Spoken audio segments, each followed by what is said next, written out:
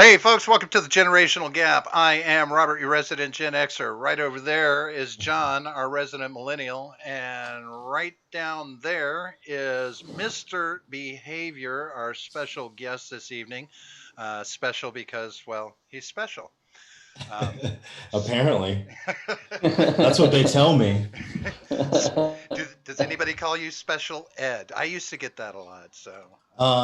No, I've never been named Ed, but I've gotten called special in Oh, both derogatory and complimentary ways, I well, suppose. well, actually, you guys are you two are probably young enough. They don't call it special ed in school anymore because used to back in the day it Yeah, was called special education yeah, for these kids. yeah. think they did But still.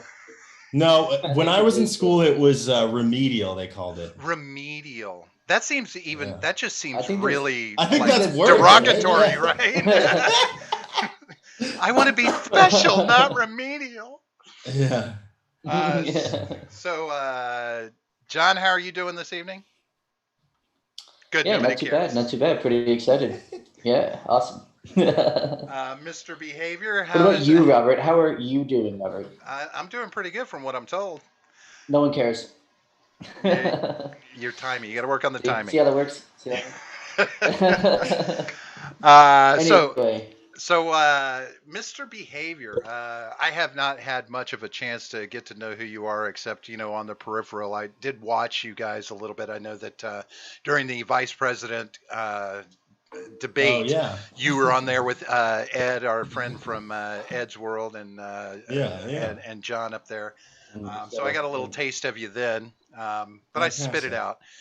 Um, I'm sure, yeah. yeah, so Robert just doesn't swallow anymore. Kind of hurts the insides. yeah, it's Getting too old for that. Too much of that? a semen Yeah. intolerance. It's a semen intolerance. Mhm. It makes me fart.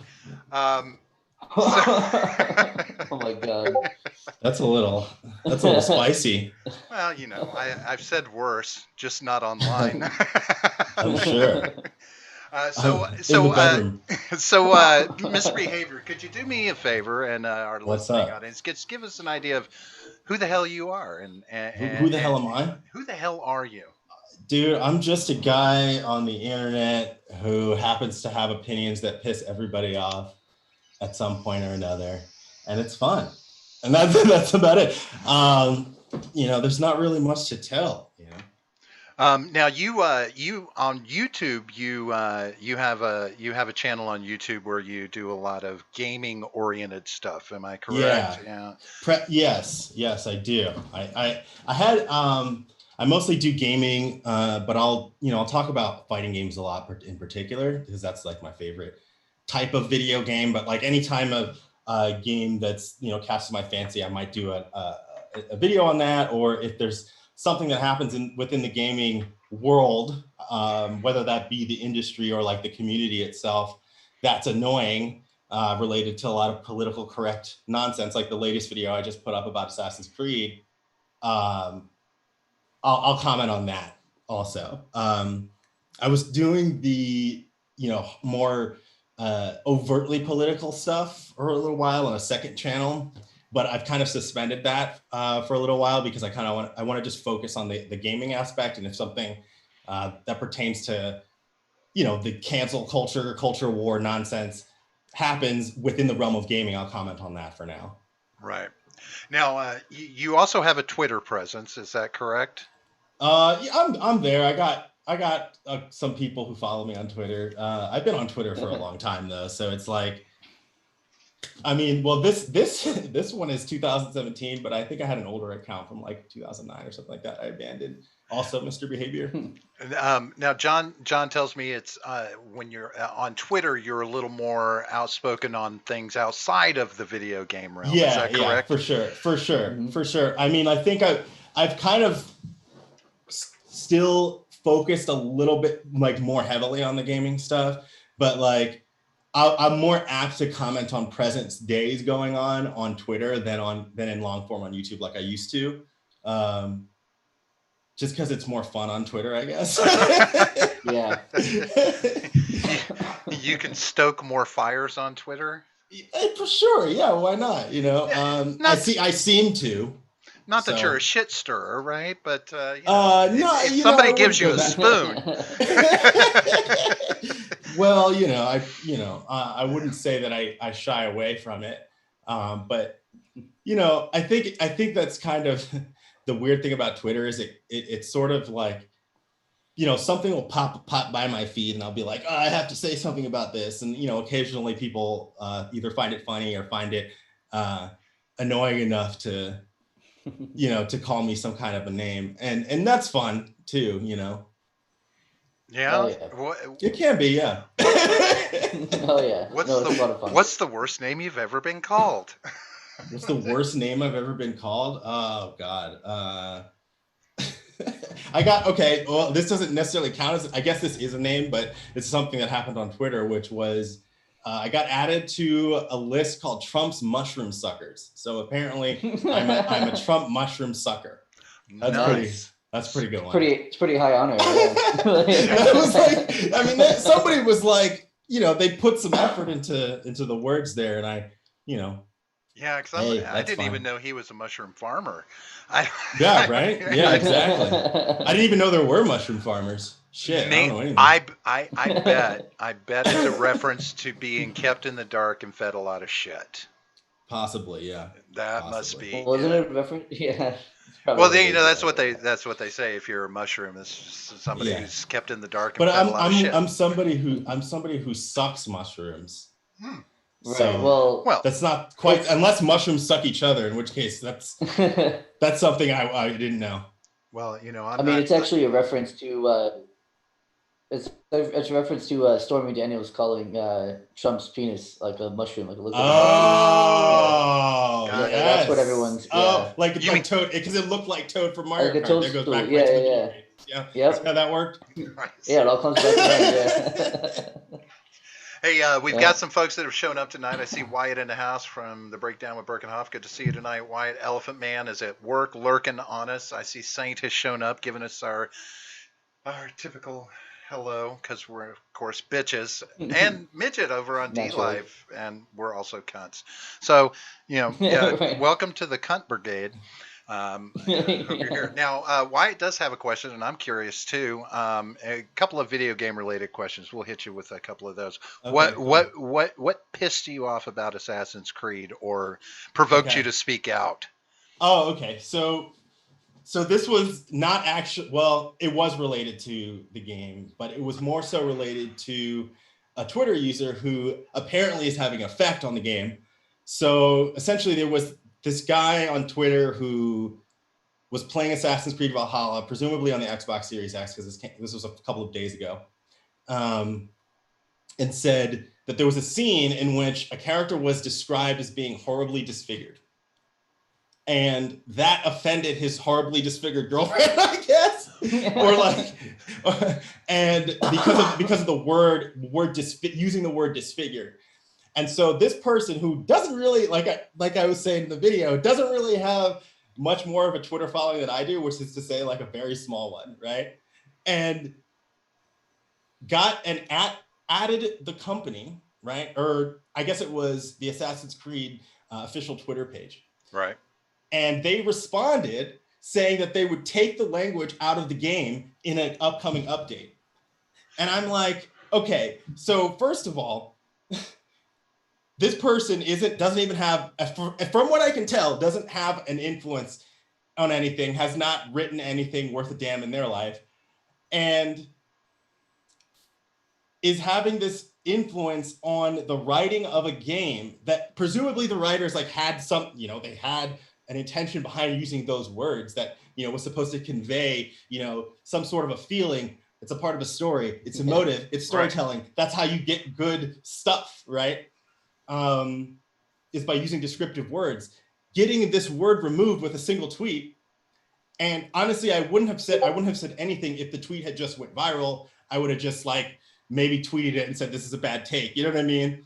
But I had to make a video about it because the company kowtowed and is going to change their words in a game because some random person is offended by the use of the word disfigured. Which is actually the appropriate word to use. Absolutely. Right. What suggest we use instead? What word there was no use? suggestion, which was one. The tweet. Of course not. I hope Never they go come with with a mangled. solution. I hope they go with mangled. I actually, I know that's pretty good. I think I have the tweet actually. Let me see if I can find out the guy. It's a guy named Courtney. So I keep saying. Oh, there. Oh, well, now Well, that's the main you problem, said right? enough. You said enough. I mean, right there. That tells me everything I need to know. But it says, let's see. I didn't include this in my Assassin's Creed Valhalla impressions piece, but it's equally important to address. This is a character description in the game. It's absolutely unacceptable to talk about facial differences this way. Writers for the games otherwise need to do better. Wow. No suggestions, just do better. Yeah, This right. is unacceptable. I mean, And they actually said they would change it. that kind of like if you could go back to the Phantom of the Opera, right? I mean, the whole intent of Phantom of the Opera is he's horribly disfigured, so he wears the mask, right? Exactly. So it's like, so okay, now we got to go back and we got to make sure that Phantom of the Opera is fixed now, right? And everything moving forward. That's insane. Why would they? Yeah. That's a real cuck move. It's a super cuck move. Did he freeze? Right. Oh no. Okay. Right. Yeah, a little bit. Yeah. That's it there. Did I? Just for a second. Connection's unstable. Hold up. That's super weird. I think it's fine now. Yeah, but good. yeah, it's just insane that like that the company is taking that step. It's like, why would you mess with the? Okay, look, I wasn't gonna buy this game, right? Because I don't really like Assassin's Creed. So that's notwithstanding, but just the fact that this company is willing to just say, fuck our writers, right? Fuck them. Right. Listen to this random ass person on Twitter and change it in an update because they were offended. Fuck your artistic integrity. Fuck what you were trying to get across. Sorry, can I curse? I keep cursing a lot. Oh, yeah. Say whatever you want. Yeah. Okay. Yeah, there's a swear jar. There's a swear jar. We're not monetized. I'm from Jersey, so it's like hard to turn off. But fuck what you did. Fuck your writing. We don't care. This random prick on Twitter is basically doing your job for you now. Right? Like, come on, man. Like, that's insane. That's insane. Right? I mean, I'm offended as a writer myself. I'm like, why would you do that to somebody's work? I mean, how else are you going to say that? How are you going to, like you said, how are you going to impart that? I mean, it's descriptive writing. It's good writing. That's what makes this experience interesting. And you want to start policing words until what? All we can say is like, right? Go back to Go back to caveman grunts. Yeah. So these are the kinds of things that make me comment on the state of the world per se, right? Because this speaks to a lot of that, like the snowflake kind of culture that just sucks. And the fact that like these companies, look, man, I don't even, like I said, I don't even like Assassin's Creed, but I have to say something because these are the kinds of things that these companies don't even realize that not only are they treating their employees, their writers, right, in this case, horribly, but they're also just creating a smaller market for themselves. Because if what you're doing is catering to this small minority of people on Twitter who happen to be offended by, colorful language in their scripts, then you're going to start pissing off the larger group of people who really don't care and just want to see a good game and a good story. And it's like people like, companies like this, they don't deserve my money, because it's like, if you're going to do that and disrespect me, disrespect your staff at the same time, essentially disrespect everybody for some random fucking asshole, like, what's the point? So yeah. I do really dig Ubisoft's other stuff, but I said in the video, if they actually do this, I'm going to follow up. And if they actually do that, I will not buy the next Prince of Persia game, which is a series that I'm a fan of. But I'm not going to support that. I can't and people need to really stop doing this. This is the thing that's really making this stuff win, is like, those of us who don't like this are so complacent that we would rather just have our entertainment and like shut up and let them just roll over and do whatever. When I start finding out about I have to take stance, right? So it's like when I start finding out about companies doing this stuff, I have to cut them off. Like I have to, and we all have to do that. And especially in the gaming industry, like I'm studying game design right now, right? That's one of the reasons why I stopped doing the hard political stuff, because I'm really concerned with, learning how to make games and doing my own thing and adding to the industry, because right now what's happening sucks. And what I want to do is go back to when PS2 and Dreamcast were popping and people were making cool games with all types of weird themes in them that like they were experimenting. Everything was just more about fun. And it was less about this like weird psychological fucking nonsense that they're doing with the microtransactions, all these other things. Like I want to go back to that. And so I'm like, I'm going to learn how to build games and I'm going to create stuff in that image. And hopefully other people will join me and we can start going back to like the core of what gaming is, which is having fun and not having these like weirdo fucking narcissists come in and ruin the artistic integrity of what of our hobby. Something that these people are tourists, man. I've been playing fucking video games since I was like 5 years old. Yep. Like, and if you're gonna tell me that you have this power to change, this guy literally puts up a tweet and says, I'm gonna get ready to ruin Demon Souls for you people too if I can do these kinds of things with tweets. Right? Sets a standard. Yeah. Bro. So, well, now let me ask you. Sorry, I'm ranting, man. No. I get passionate about that shit, man. So, well, let me ask you a realistic question about that, like, the path that you want to take.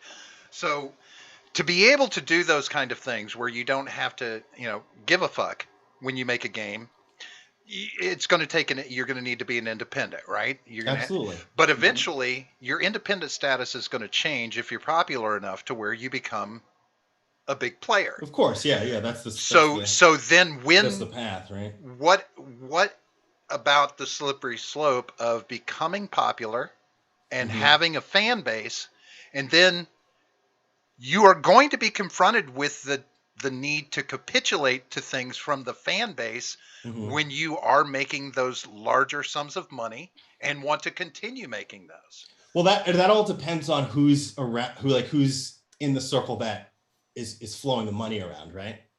And that's the key there, is like if you get folks that are going to pressure or kowtow, or like, they're going to start looking outside of like what the core mission of it is and start trying to appeal to like everybody, which is really what these things are about right now. Right. They say that it's about, but we all know that it's really about control. But what is sold to people to make them think that they're doing something righteous is this idea of inclusivity, right?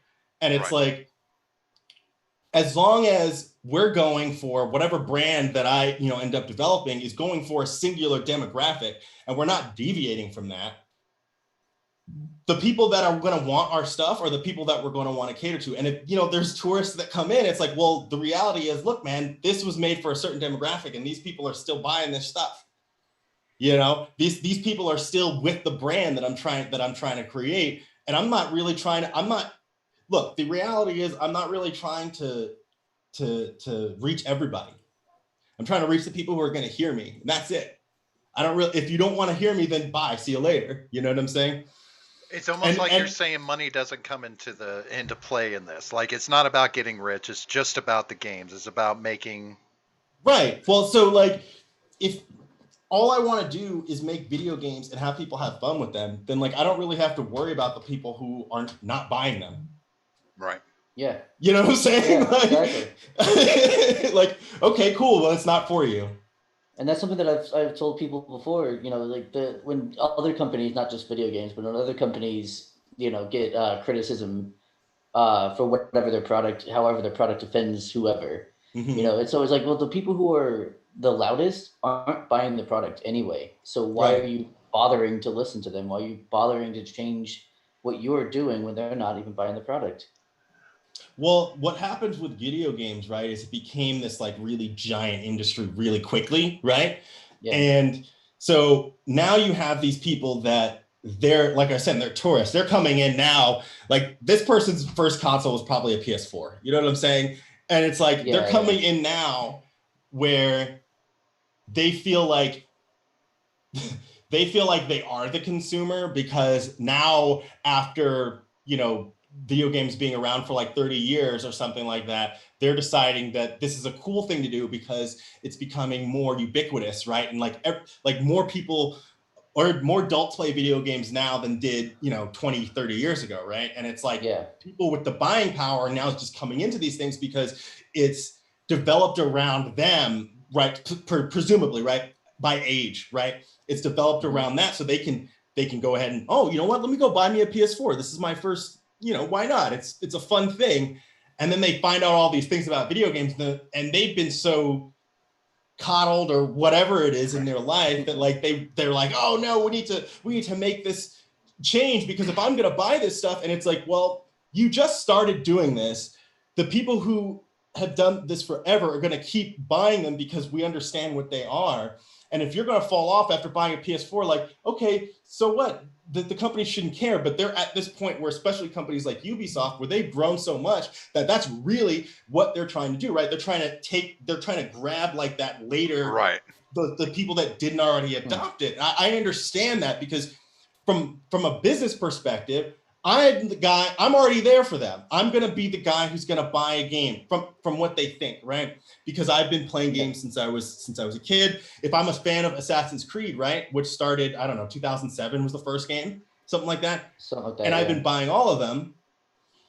I'm probably going to buy this one. So what they need to do is they need to capture the people who weren't otherwise going to buy it. And from what they're thinking is, oh, well, the people who aren't going to buy the game, who aren't these loyalists, they might like this, so we need to cater to them. But what these companies don't realize is that it's going to have a backfire. At least that's what I'm trying to start, right? Right. Let's have that backfire on them, and then they lose all their old customers, and we just learn how to make our own games and beat them, or something. Now, what if I were to suggest that the big gaming companies, when they put out a game like, we'll take Assassin's Creed, when they put that out, invest a little bit more money and have two stories written, a PC story and a non-PC version, and you choose at the beginning of the game, do you want the PC version or do you want the unedited, the unfiltered version? These people won't let that exist. Why? It has to be their way. They do it with understand. They do it with violence and gore. These people want control. You have the option on a lot of games to decide on how much gore you want in the game, right? They do that. So why not just a little bit of investment into the writing to where you have a different storyline that will not offend people? So it's like, hey, you made the choice to choose the unfiltered. Don't tell us what to do with that. You should choose the PC if you want that. Well, so I hear where you're coming from, and I was actually I was watching Eric to live stream earlier, and somebody in the chat said, well, what if game companies just had like a game journalism version of the game? Because we're talking about how like the reason why these companies are making these games really short and accessible, where they're like playable movies, a lot of them, is so that journalists can get through them really quick and review them. And so somebody says it's kind of a similar thing. Well, why don't there just be like a game journalist mode and like a regular mode? If you're in your example of like having like a PC version, a PC mode, I see where you're coming from. The problem is I don't think that these people would let up on that. They wouldn't stop with that. Right. And also it would be something where now you're constantly having to have this like weird team of people. It's like they already have people that maintain servers and do things like that within video game worlds right now, and like push out updates to games. Like, they've been doing that for like Street Fighter V for like 4 years, right? But now you have this other team of people that constantly needs to like maintain the PC culture, and like maybe this is like another Twitter account where they're like checking all the PC comments. Well, you got to change this, and then you got to push out another update, because these people won't let up. And the thing about it is anytime you capitulate to somebody who says that they're like offended by words or whatever, you open up this like slippery slope that will never be closed now, because being offended is completely subjective. Anybody can be offended by anything at any time. You have the right to be offended. I even said this in the video. This person has the right to say dumb shit and be offended, but I also have the right to criticize them. And the company really should know better than to capitulate to that, because they have the right to say, well, sorry you feel that way, but Well, they should have opted to just ignore it. right. It's really what they should have done, right? Right, Just ignore it. absolutely. It Right. would have, and it would have been gone in 30 seconds. Right. Right. And like, whatever, I got your $60 or whatever it is. I Right. already got I it. mean, Right, you- right. You know, Thanks for the $60. That's what I would tweet. or maybe their response should have been, "Does the store take returns?" Yeah. Yeah, right. Just leave it at that. Does the store take returns? Right, exactly, exactly. Real quick question from the chat. I'm gonna jump and look at some of the stuff. Ed has a question: better soundtrack, Mario RPG or Persona 5? Persona 5. There No you go. question. Persona 4 actually though is my favorite Persona game, and I think it has the best soundtrack. It's actually my favorite RPG, Persona 4.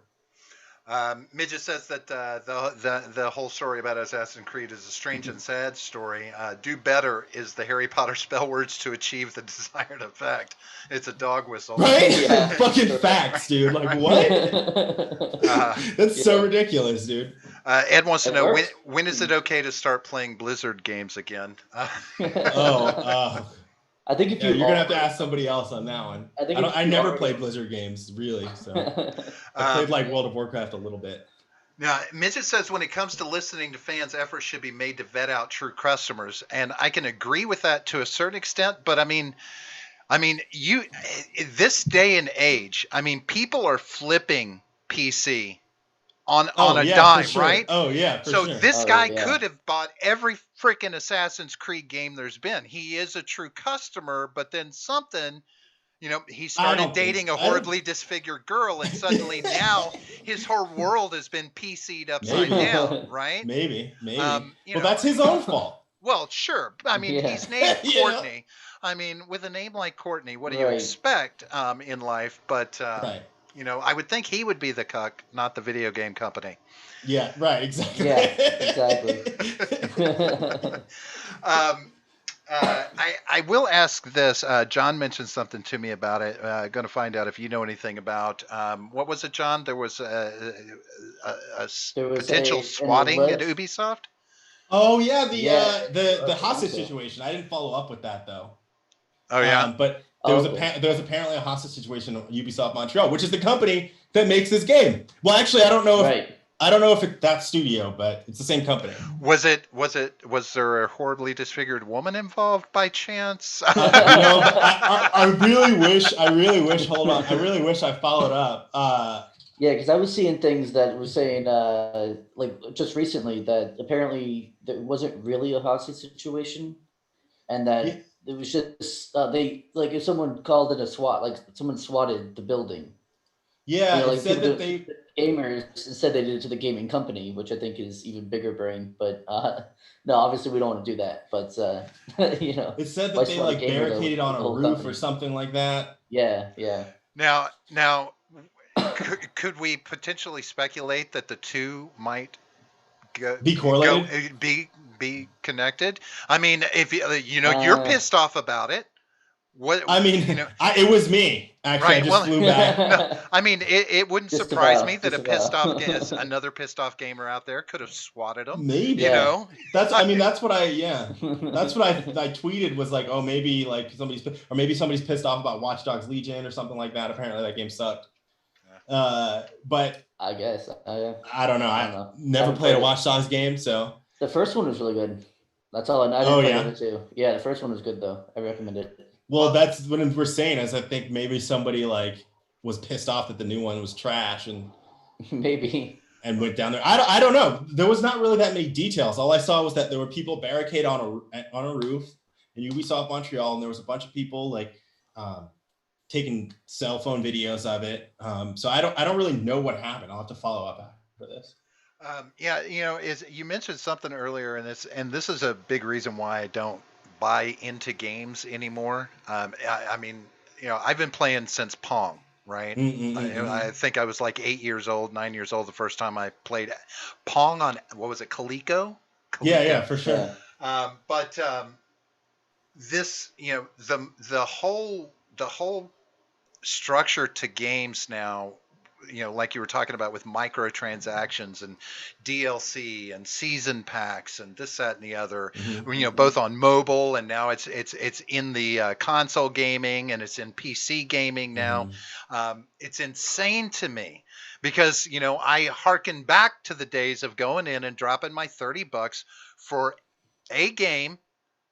Everything's on the disc. Yeah. Everything about the game is right there. I pay one price. I'm done. I'm out. But now it's like, I mean, I love my brother. He played what was it? Marvel Strike Force. Was it Marvel Strike Oh Force? yeah, on his phone.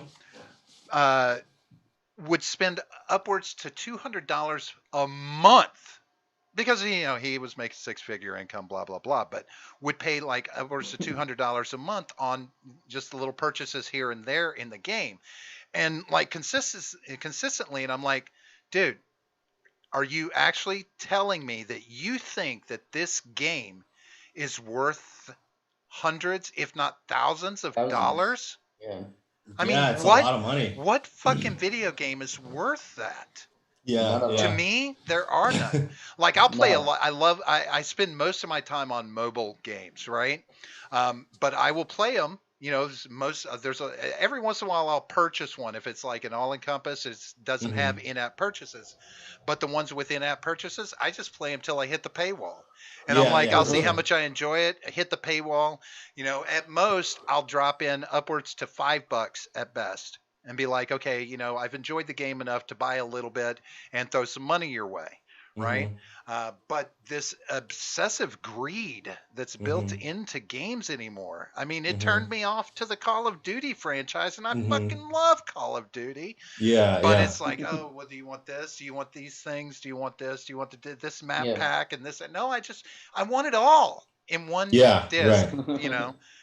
Right. But to do that, you'd have to pay $500 for the game. Right. Well, so I mean, they do that where they have like the special editions of games. Like I mostly do console gaming, and I spend a good amount on like DLC for fighting games and things like that because I want to have a complete game. I want to have all the characters. This is one thing that like I miss about old games. Is like I would be able to unlock characters on the disc, and I'm like, this is the kind of thing that I want to start getting back to with creating games, right? It's like I want to create a fighting game where everything's on the disc. You have characters that you can unlock, just like the old times. You can unlock profile things and colors and all that kind of stuff. So at least like the core experience is on the game, on the disc. When it comes to DLC, the thing that bothers me the most is when they put things that are like quality of life things, like characters behind a paywall. Right. Like that is something that bothers me because now I do have to spend, in order, if I want to get the whole game, I do have to spend X amount over the price that I already invested, which, to be honest, if you go back to the old days and you have like games like, we were paying the same price for those games. So like the only thing that changed was the technology and like the length of time use generally that people spend on these things, right? So if I'm thinking like this, there's got to be other people thinking like this that are interested. You even said, I want the whole game. So it's like, why not have this is what I want to do. I want to make games, make fighting games especially, right? That have all the characters on the disc, unlockable. And if DLC is a thing, it will only be things that are like not necessary to enjoy the game. So it's like costumes. You don't need that if you don't want it. If you want it, then that's fine. But characters, you're gonna milk money out of people with characters because they want a perceived complete experience, right?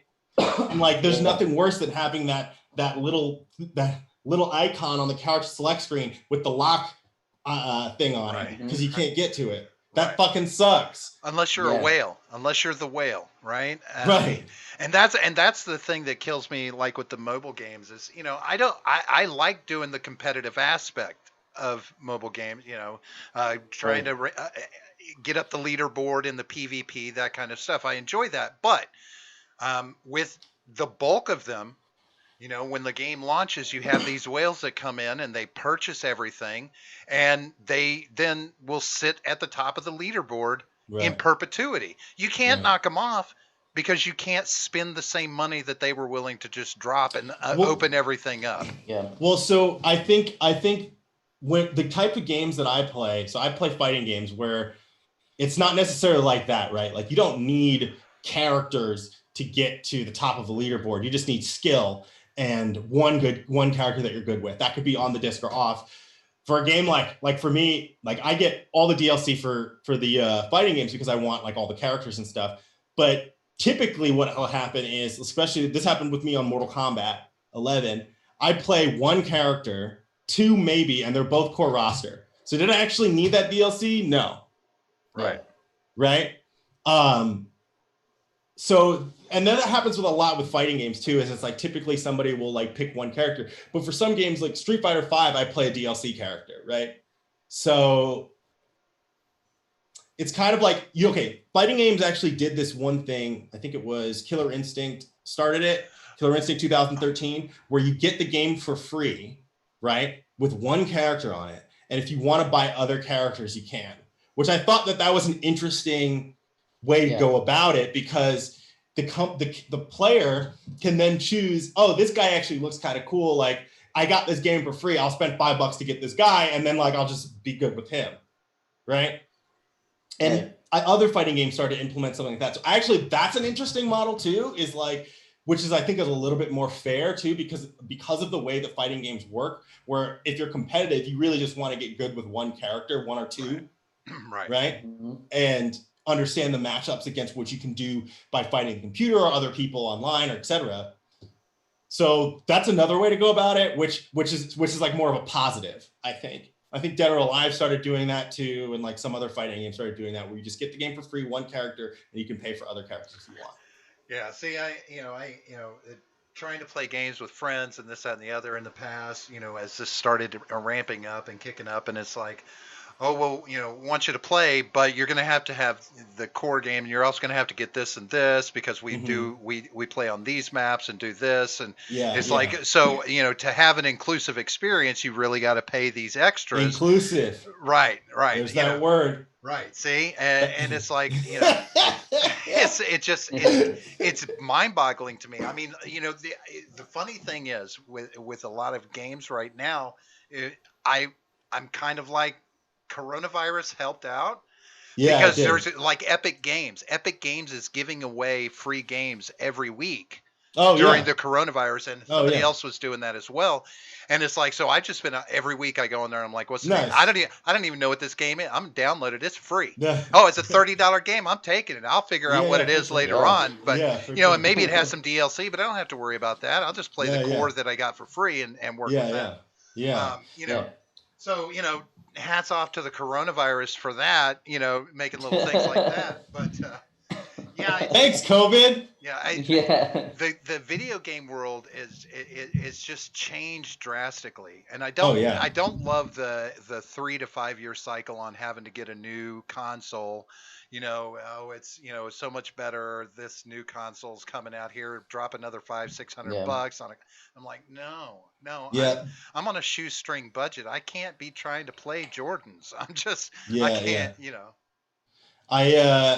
I hear that. I mean, the one thing is that the console generations are a little bit longer than they used to be. Like, so the PS5 just came out yesterday, right? That was about 7 years.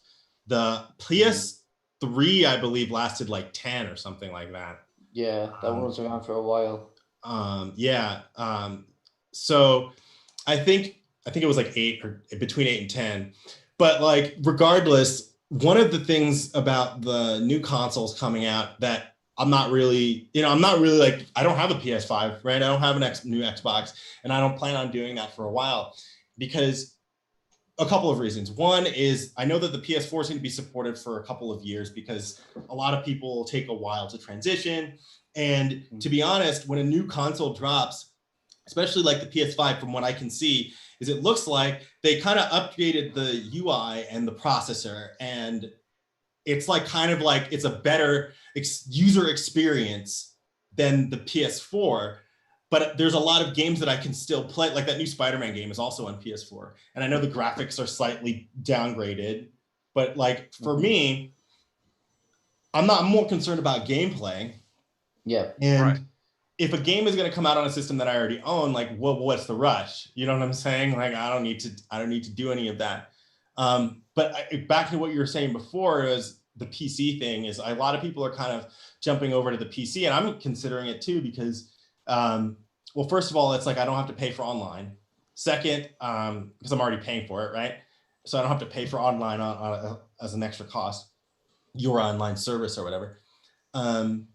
And Sony is doing like weird things with like allowing people to send voice chats to their corporate their headquarters for review and like weird stuff, and people, you know, industries kowtowing to like these weird SJW Twitter people, and like all of that, like the kind of like Big Brother kind of surveillance state is kind of happening through the console. Yes. Like it's weird. Like these people got into video games in order to like harness their power for evil. And it's like you can see when this started to happen, like around the beginning of the PlayStation 4's life cycle, like I should say.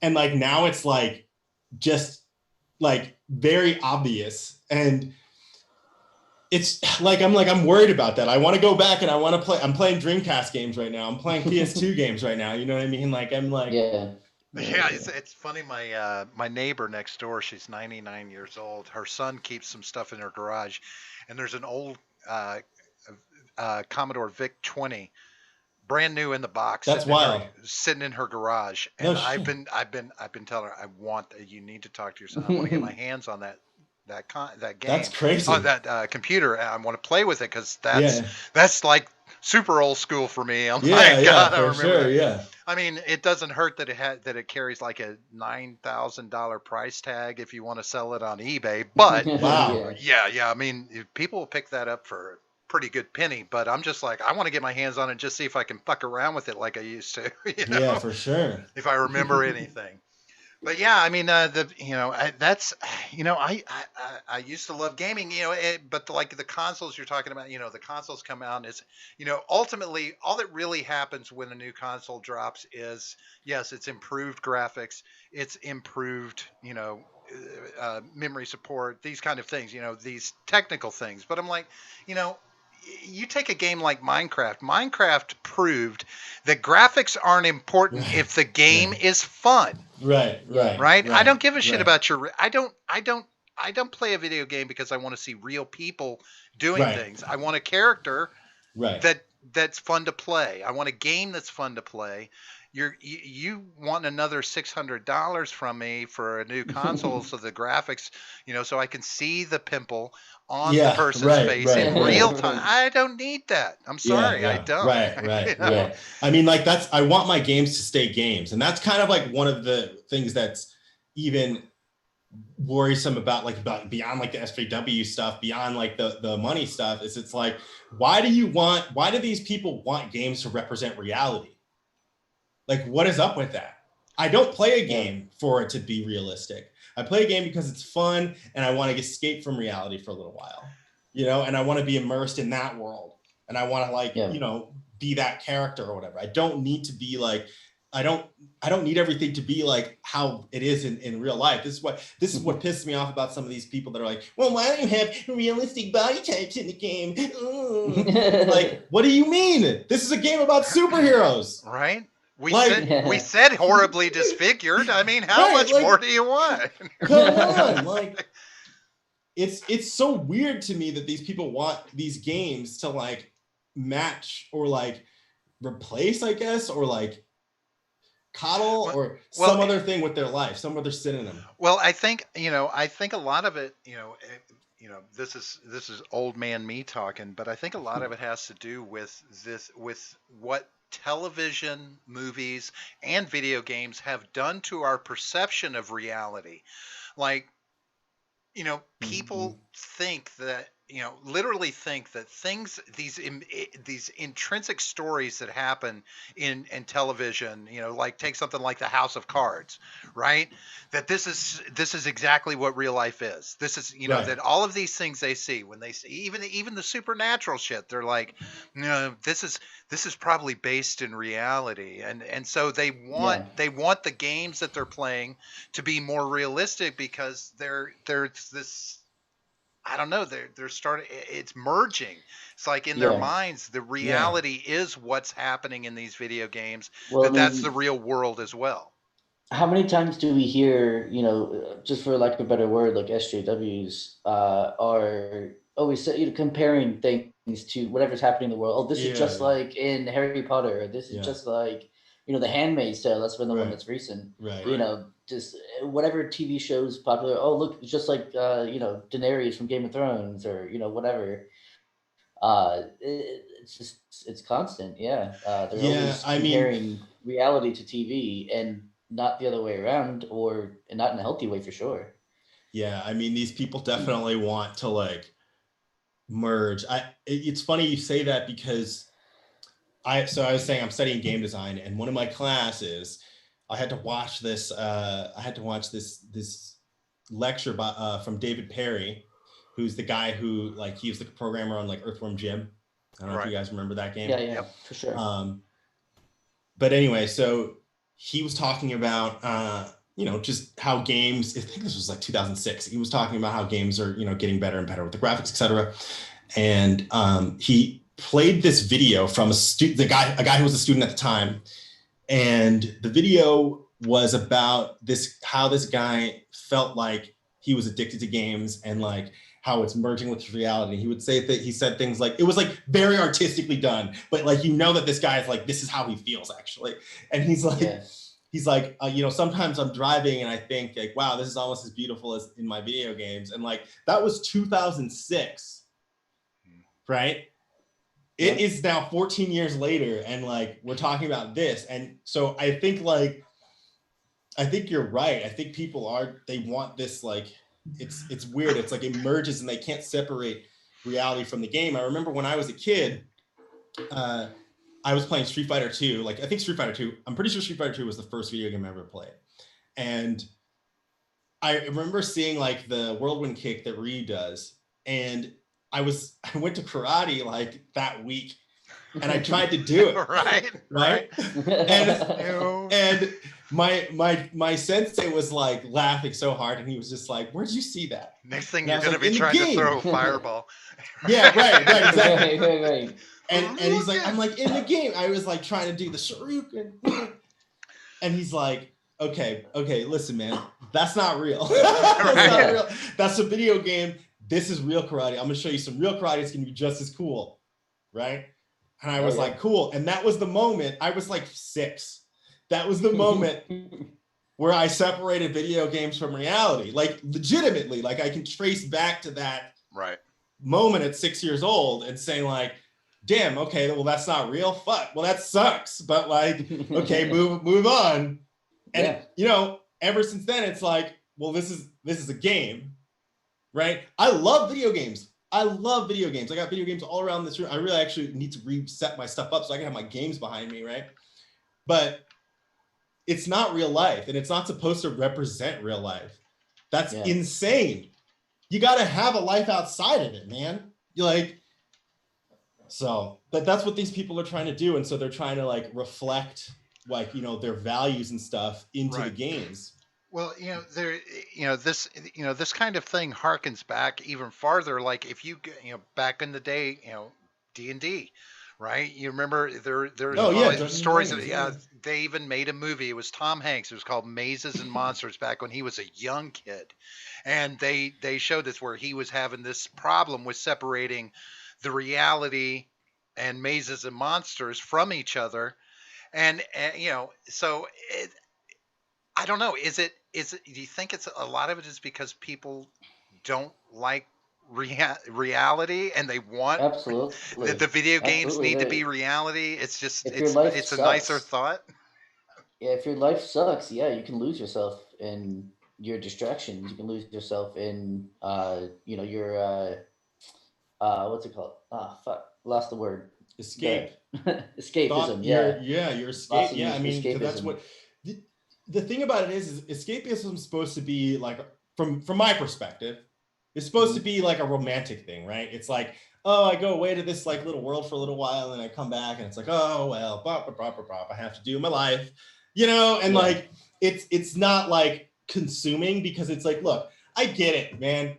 I get it. It's a lot easier to get the feeling of satisfaction from Hmm. accomplishment via a video game than doing it in real life.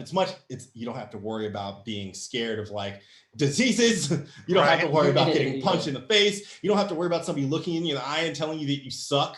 You don't have to like worry about Right. any of that, right? Because it's all the accomplishment you're getting is out of this game, especially like these like MMOs where people play for a really long time and they make friendships with people and all that kind of stuff. Like, they get this, well, I presume the people who get really attached, at least, Hmm. get this sense of accomplishment from these games that they're trying to continue to harness to sell more of the games. And it works. When it comes to like, this is where the trophy system was implemented in the PS3, and it's still, Yeah. and it really, really works for me, especially because I do love getting the trophies, man. If I feel like I'm gonna get 100% on the game, I'm gonna get that 100%. And it feels good when I get that 100%. And I'm like, yeah.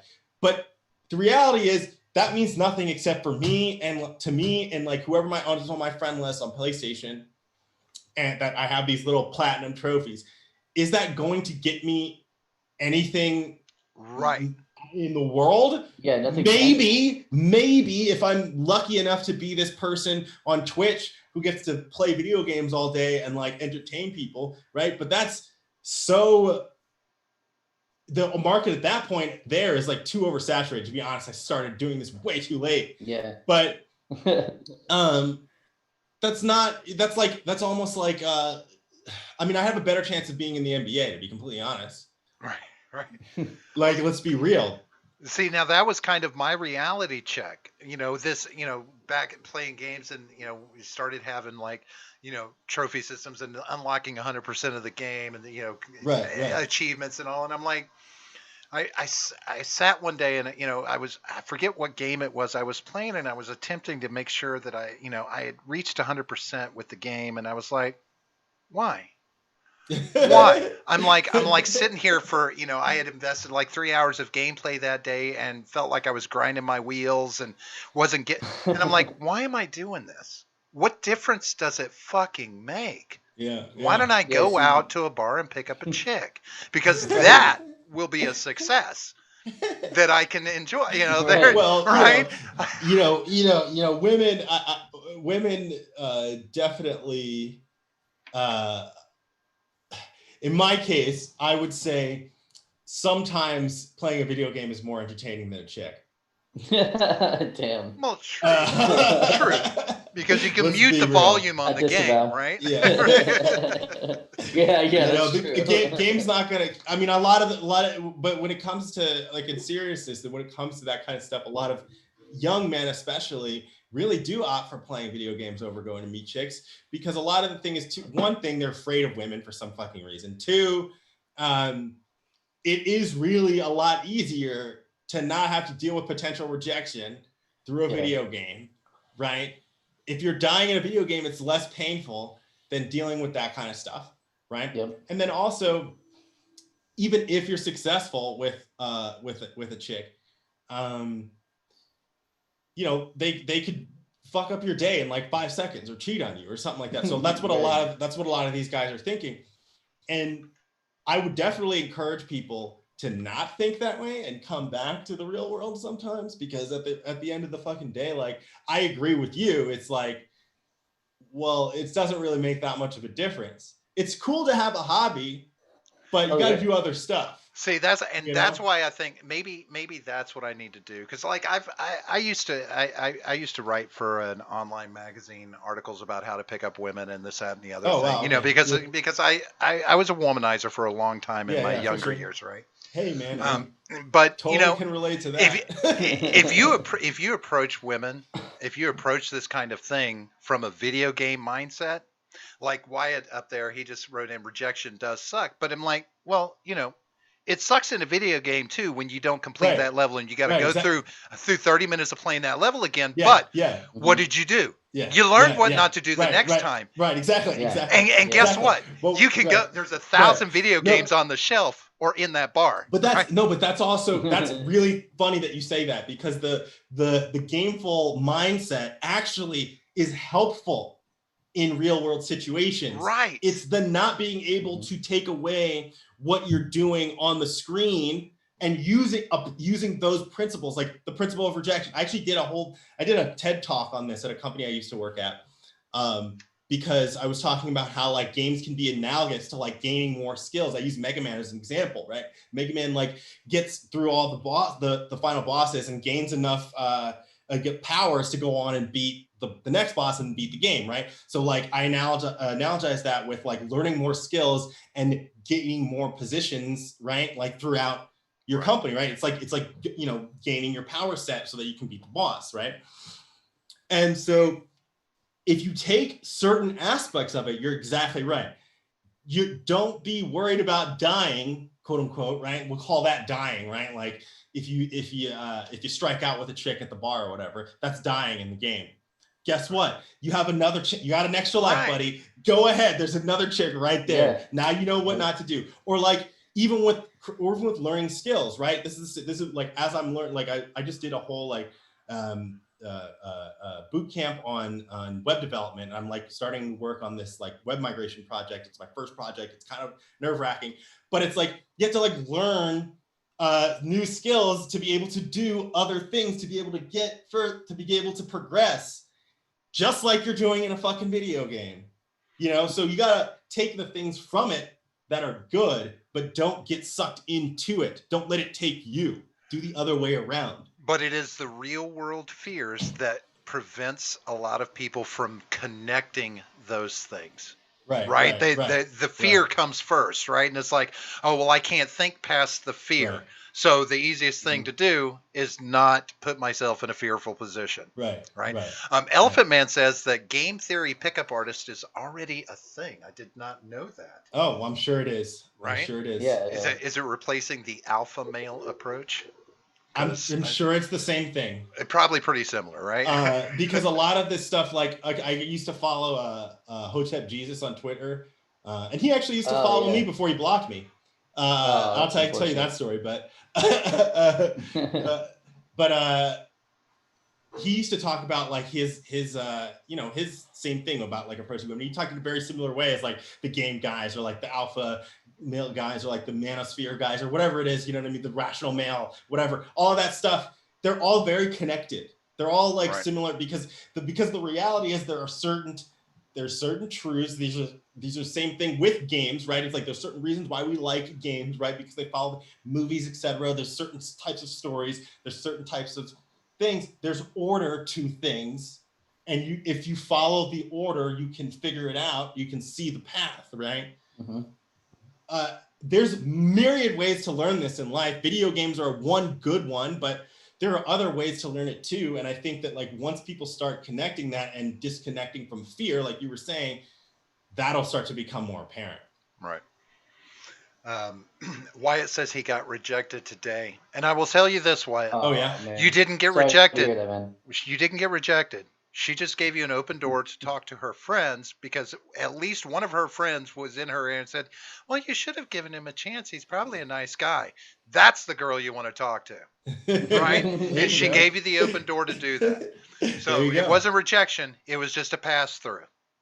Yep. Yeah. Henry says the Rational Male book talks all about this. Never heard of that. But he says pickup artists. I mentioned that. Yeah. He says pickup artists are not necessarily alpha. No, I'm not saying that they're necessarily alpha. I'm just saying there's one of the veins of the pickup artist. One of the focuses is very much on the alpha male approach to that. Elfman says, whether they want to admit it or not, women are very predictable. They are.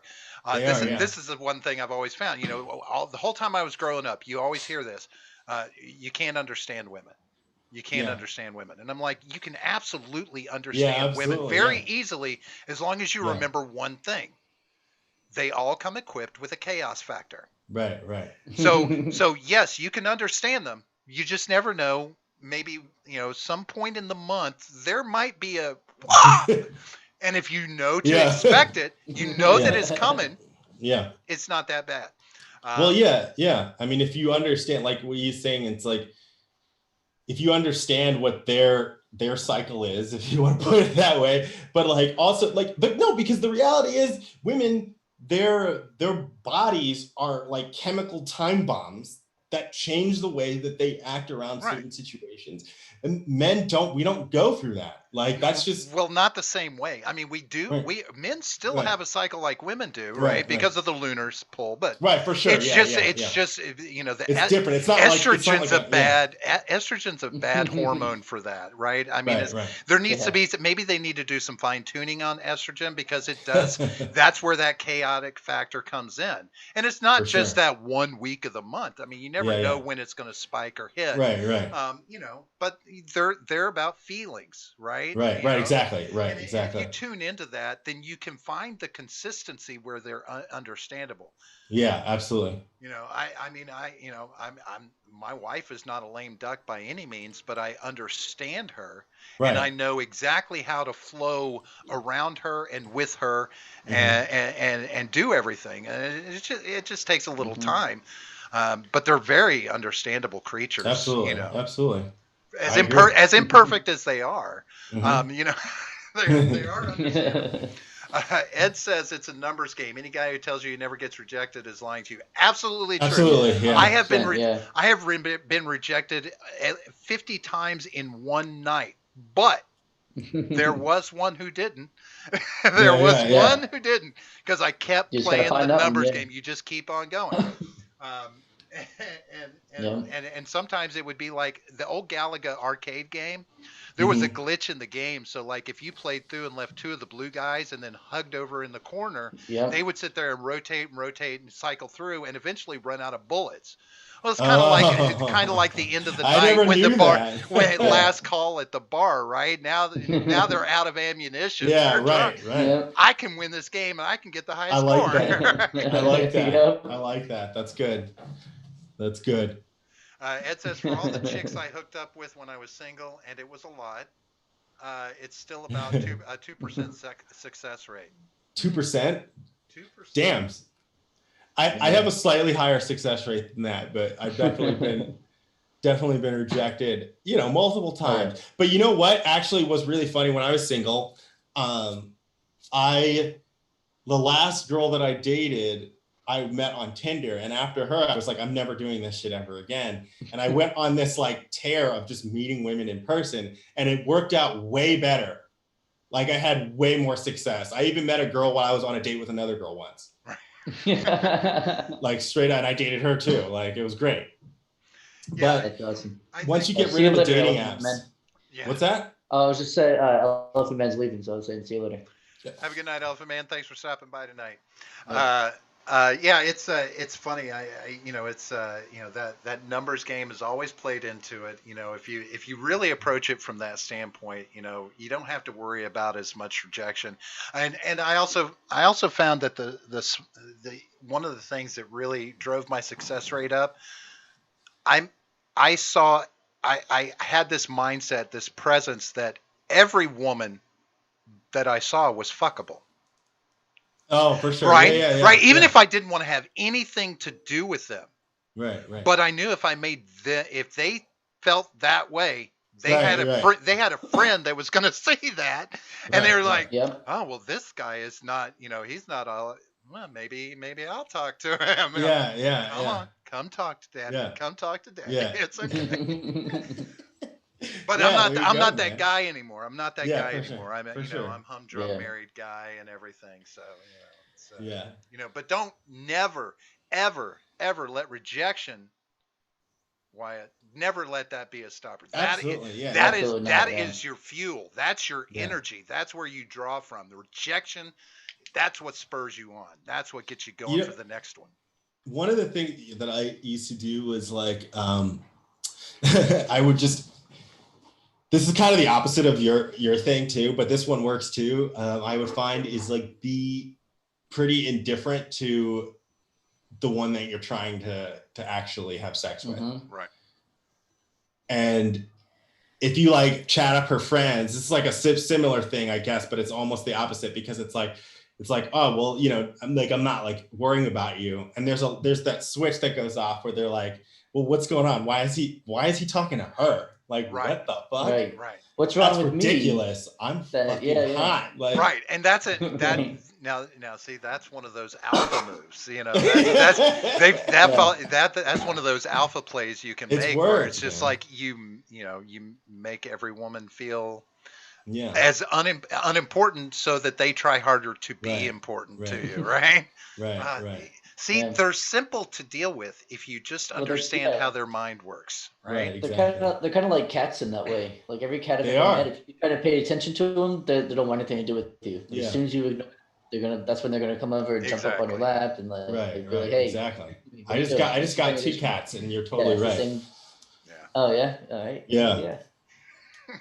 Yeah, we got one on Monday, and the other one just came today, and she's not, the one we got on Monday is not happy. She's like not happy. Yeah, because they're very territorial, you know what I mean? So she's gonna take her a while. Like I have the new one downstairs, and she's upstairs. So it's like it's kind of an invading separation. cat. Yeah. So moving on to a different topic, are you a Trump supporter? Am I a Trump supporter? I voted for him this past time, but I did not vote for him in 2016. Really? And I didn't vote for Hillary either. I didn't vote at all. Oh, you didn't vote at all. Gotcha. Yeah. What say you about the legitimacy of all his fraudulent claims that he's throwing at the wall to see what sticks? So it's not about fraud, from what I understand. It was about impropriety and irregularities.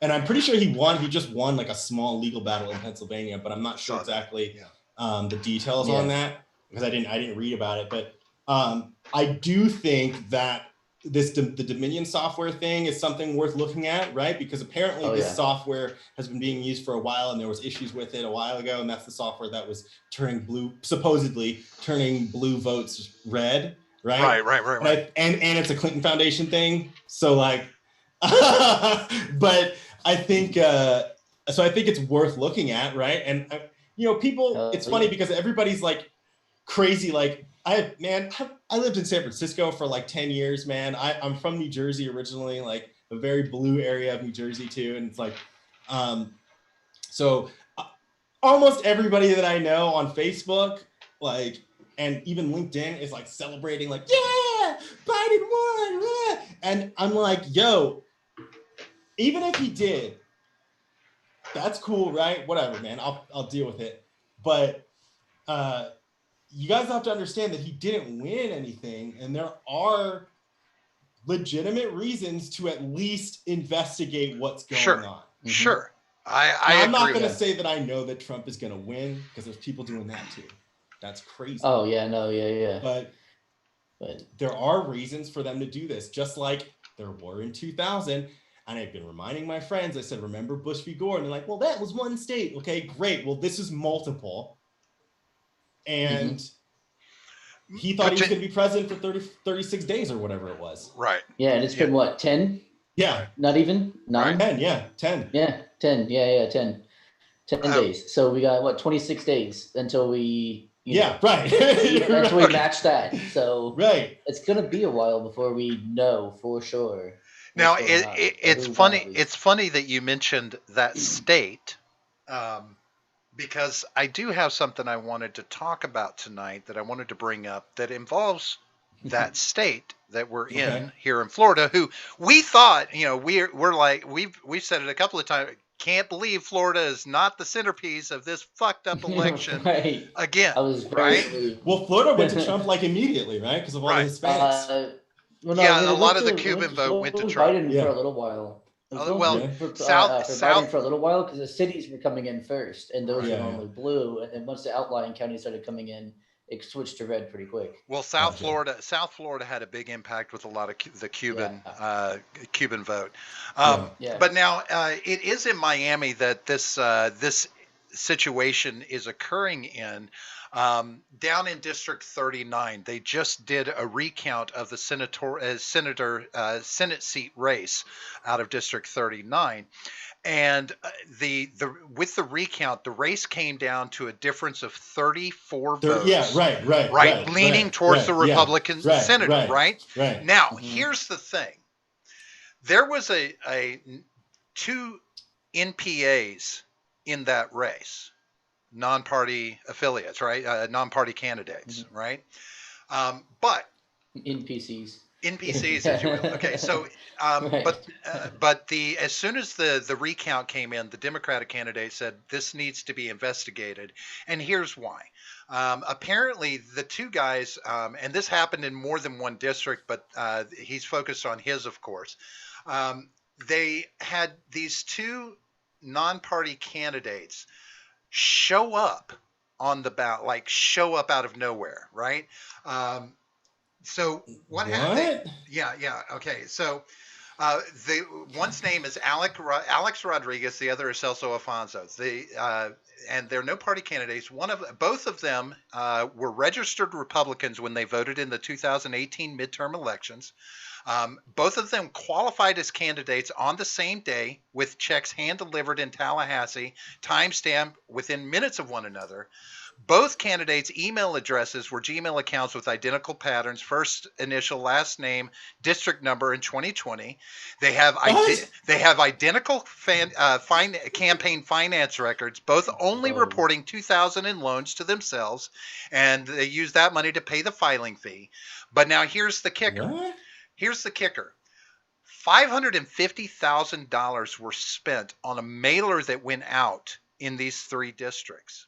And what these mailers did was they pointed to Democratic leaning policy. And they were telling voters, step outside of your normal party affiliation and vote for a third party candidate. And again, these were things about, a fair wage and things like this that Democrats speak to. And the assertion is that these two guys were dropped in with dark money, and these mailers went out to sway Democratic voters to vote for the third party, which amounted to about 3% of the vote. 6,300 out of 212,000 votes went to these third party candidates, which they're saying would have probably gone to the Democrat because they swayed them with Democratic policies and told them to vote third party.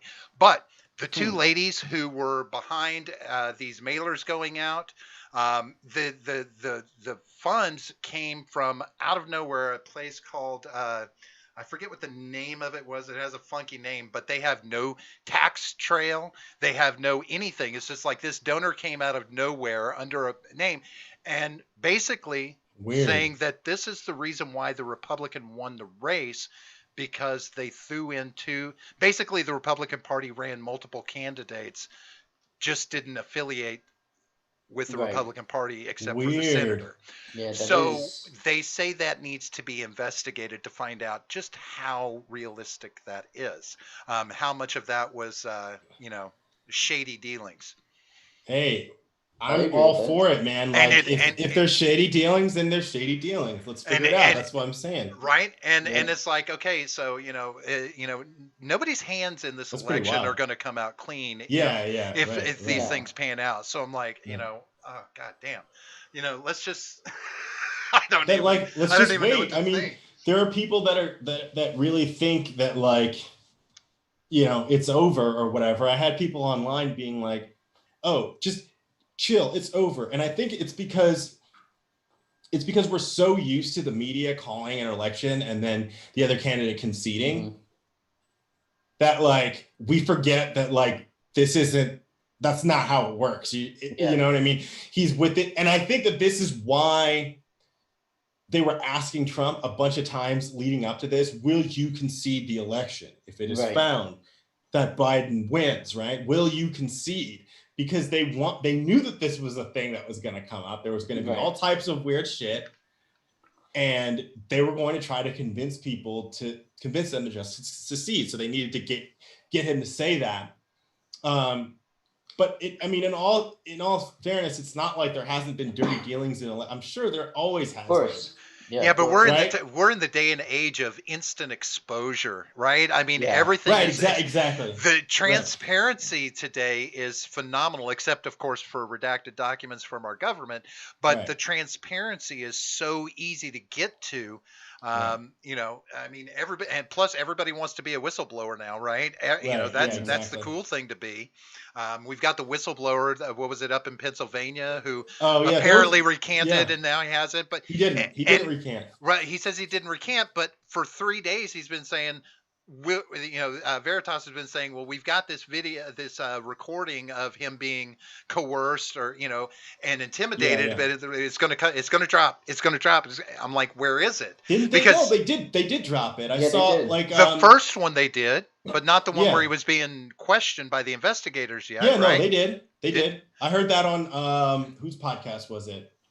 It might have been Tim Pool. It might have been Tim Pool or Steven Crowder, one of the two.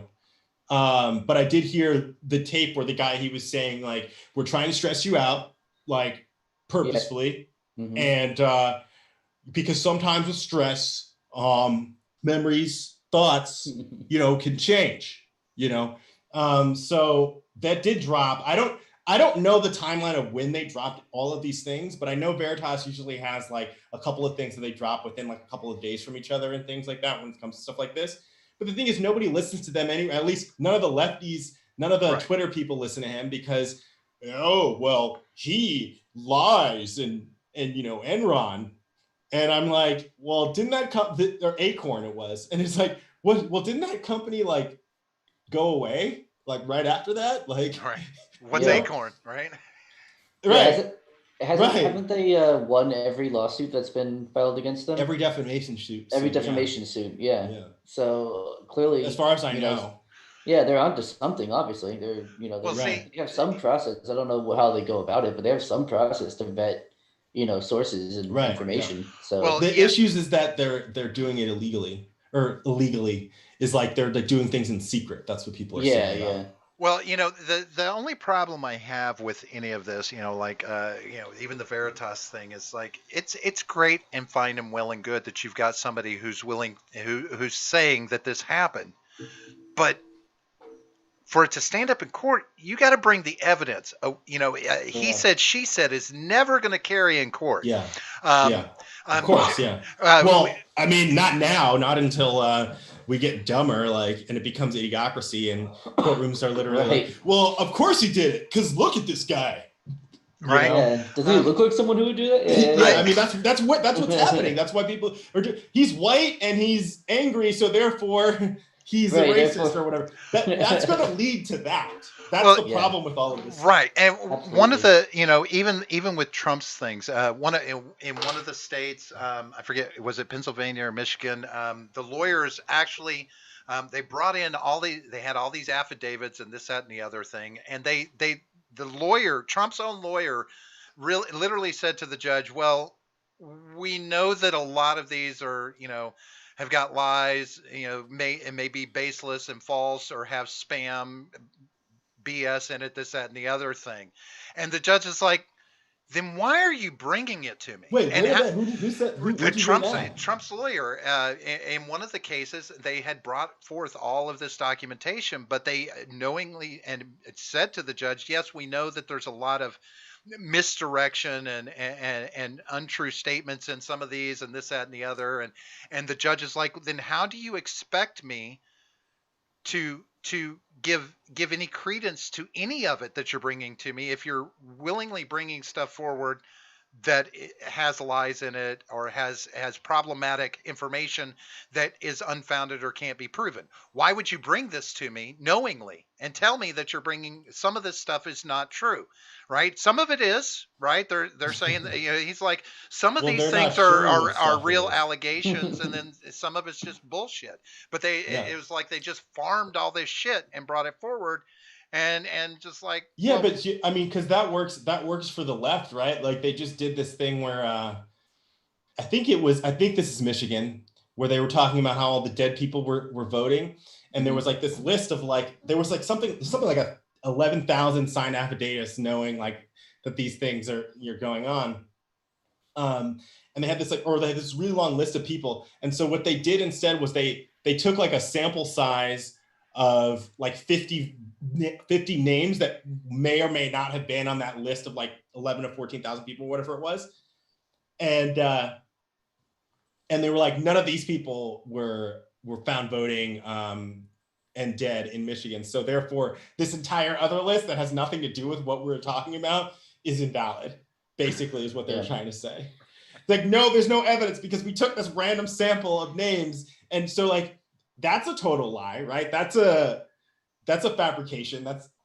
People get away with it. So, you know, why not? They try their hand at lying too. Right. It's you know, it's, and you know, of course, reading different articles, and of course, you know, people, you know, sources on the inside in the administration, you know, they've alleged that Trump is actually intentionally just bogging up the works for a while, and is then going to announce his run for 2024. He's just trying to bog up the works, right? And this is insiders in the administration are saying. Yeah, sources tell us. Right? But now, sources tell us. Now, trust me, bro. Yeah, I will say this. Here's something that I do find a little bit interesting. Trump is still reaching out to donors for money in this effort to fight for the election, right? However, the money that's going to him, they've started looking at the money that's being donated to him post-election. He's paying off campaign debt. He's paying money back. He's paying money back to the DNC. Nothing to do with challenging the election or the RNC, excuse me. And he's starting his own PAC. And basically in the small print, whatever money's left over, he gets to dump into his PAC. Mm-hmm. And it's like, wait. So basically a PAC is just money in your pocket, right? It really is, right? Yeah. So it's like, you know, very little, if any of this money is actually being spent on the fight against the election. I'm sure some of it is going to all of that stuff, but like, I don't know how much. I don't know how true anything is. Well, and that's so I'm not gonna, you know what I mean? I'm not gonna just go, that's fucked up. Also, it's like, even if he is planning to pay back the RNC during this, like, there's got to be some strategy behind that. If in fact he's actually working on fighting the election stuff. So I don't presume to know what that is. I don't know what's going on in his head. It sounds like something's going on that I don't have enough information for. Right. But like either way, right? But like, whatever. I don't really care what he's doing with his money that people are willingly giving him. Like, right. Well, whatever. You know, I have an email account that I because I wanted to follow you know, his candidacy since 2016. So, you know, I still get emails, but like through the election and now post-election, I keep getting these emails here, donate some more money, some more money. And I'm like, okay, well, if I'm going to donate money to Trump, you know, I'm just thinking as a donor, and it's going to fight for the election. Well, you would like it to go. I'd like it. I'd like it to go to that, not to pay for the campaign that that lost you the election. Right. Yeah. I mean, I hear you, but like, so I'm saying, like, I don't know what the strategy behind that is, and if I'm willingly going to give my money to him, which I'm not. I mean, I donated to his campaign once. Full disclosure, I donated to Trump's campaign one time. Like, you're out of here. You're on the list, man. And that's because, you know, it's like, I mean, look, man, the main reason why I voted for Trump was just because everybody was pissing me off so much for the past 4 years. Mm-hmm. I didn't vote last time, okay? I voted for Roseanne Barr in 2012, okay? Like, I don't care. But, like, I voted for Trump because everybody was pissing me off so bad for the past 4 years about how he's racist, all this crazy shit that was just not true. And it's just like this is just making me want to like just tell you to fuck off and like vote for the guy. But like I donate to his campaign one time, so like take my money and do whatever you want with it. Like, Right. whatever, Well, man. Like, I gave you my money. it definitely Like, at this point it definitely does become a fool in his money or soon parted, right? I mean that Right. Yeah. post election that's Right, what it right, becomes, right. right? If you're going to Oh, yeah. donate to the failure or success of this, then Right, then right, there right. you go. Yeah, You've right, got right. maybe right, you've got more right. money than you need, but Right, right, right, right. exactly. Right, exactly. Do either one of you believe he's going to be able to change the outcome of this election? I think Honestly. it's possible. Yeah, I there's think a it's slim possible. chance. There's a chance. Yeah, and I mean, if you go, so the two things that we bring up, one, the Al Gore and Bush Yeah. thing from 2000, and two, no one in hell thought that Trump was going to win in 2016 either. Right. So I mean, Well, we've seen him pull off. I actually thought that he would win when he announced in 2015. Oh, I remember really? being like, and I actually bet somebody, but I was a punk ass bitch because I was a little kid and I got scared.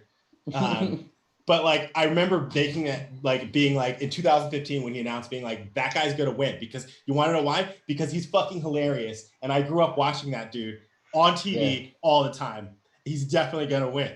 Yeah, I kind of had the same feeling when he came out. I was actually when he first announced, I was very pro Trump.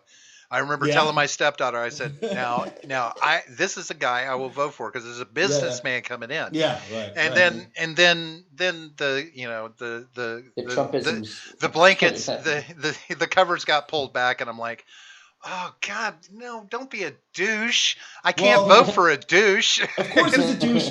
We knew that though. This is Donald Trump. This was all baked into the cake. Yeah, but we all knew this. But for me, it's I'm this old school mentality. There's a certain thing I expect from a president, right? Why? It's just because, like I said, I'm old school mentality. There's a certain level of decorum or president. Why? Because the president is just a dude, man. Because he's just a dude. He is, except for the simple fact that a leader in a country can set the tone for the citizenry if you're not careful. I mean, look at I mean, it's all about freedom of speech. Perfect. First Amendment. Let's do it. I'm down. That's American. That's why he won. That's why people got behind that motherfucker, because at the end of the day, I'm good with that. At the end of the look, at the end of the day, he's gonna do shit that pisses me off. He was fucking terrible with the Second Amendment, for example, right? Absolutely. But that sucks. But at the end of the day, the reason why people liked him is, at first, at least when he first started running, is because he represented this rough and tough kind of we're America, fuck you, we're the shit. And to be completely honest, America's pretty fucking awesome. So I can understand why people would resonate with someone like that. You know what I'm saying? I can totally get it. And it's bringing us back from this place where I don't know, America, when Barack Obama was president, even when Bush was president, it was we're very much sorry to be American. We're sorry we're better than you over there. Right. No. We're apologizing for why?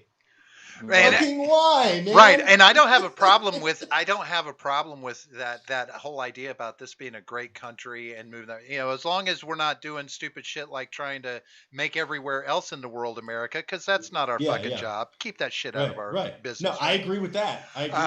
But it's I'm kind of a mindset that the Trump presidency made it okay to hate your neighbor for being in the other party.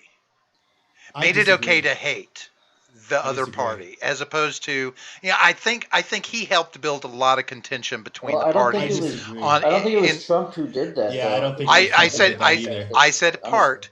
I'm not saying the Democrats didn't do their fair fucking share. Boy, let me tell you, they made a shit show of contention between the parties, and he responded to it. It's just, I don't know. I know. I think so. I don't think that it was even the Democrats or Trump. I think it was the media that did that. Yeah, that's Yes, fair. the Yeah. media, the The media is a big one. media is the one that But you know, divided us more than Trump, he is pretty more than the free-handed with that Democrats. Twitter. He is pretty So free-handed with his what? I Twitter. mean, there's like only like 1% of the world is even on Twitter, man. Yeah, he's the reason why Twitter is news. Like, Right, exactly. without him, tweets would not be Well- news. Do you remember Well, the show, Robert, when I was like, I cannot believe that tweets are news. Like, imagine tweets. dude, because and the thing about it is like there's so few people actually on Twitter. It's like people don't realize that, like, in terms of like the world, you know, the world has the internet mostly, right? Like 53% of the world or something has it, and out of that, like a quarter of a percentage or something like that is on Twitter. Right. Yeah. Like, and it's like the fact that like that's the media's fault picking that up. That goes back to the media picking up tweets and making a big fucking deal about it when only 5 people down the road even cared about this. You know what I mean? Like, somebody who put this happened with, like, I was talking to my girl about this with Katy Perry. She like created these like shoes that people said were racist or something, and like one person tweeted about it, and all of a sudden it's on tweeted is probably more apt actually, but all of a sudden it's on like CNN or something like that, and it's like a big deal. It's like, what is going on? Like, why is it? Look, the guy was on Twitter before he was the president. What makes you think he's going to stop being on Twitter just because he's the president? Right. The guy was tweeting about Obama the entire time he was in office.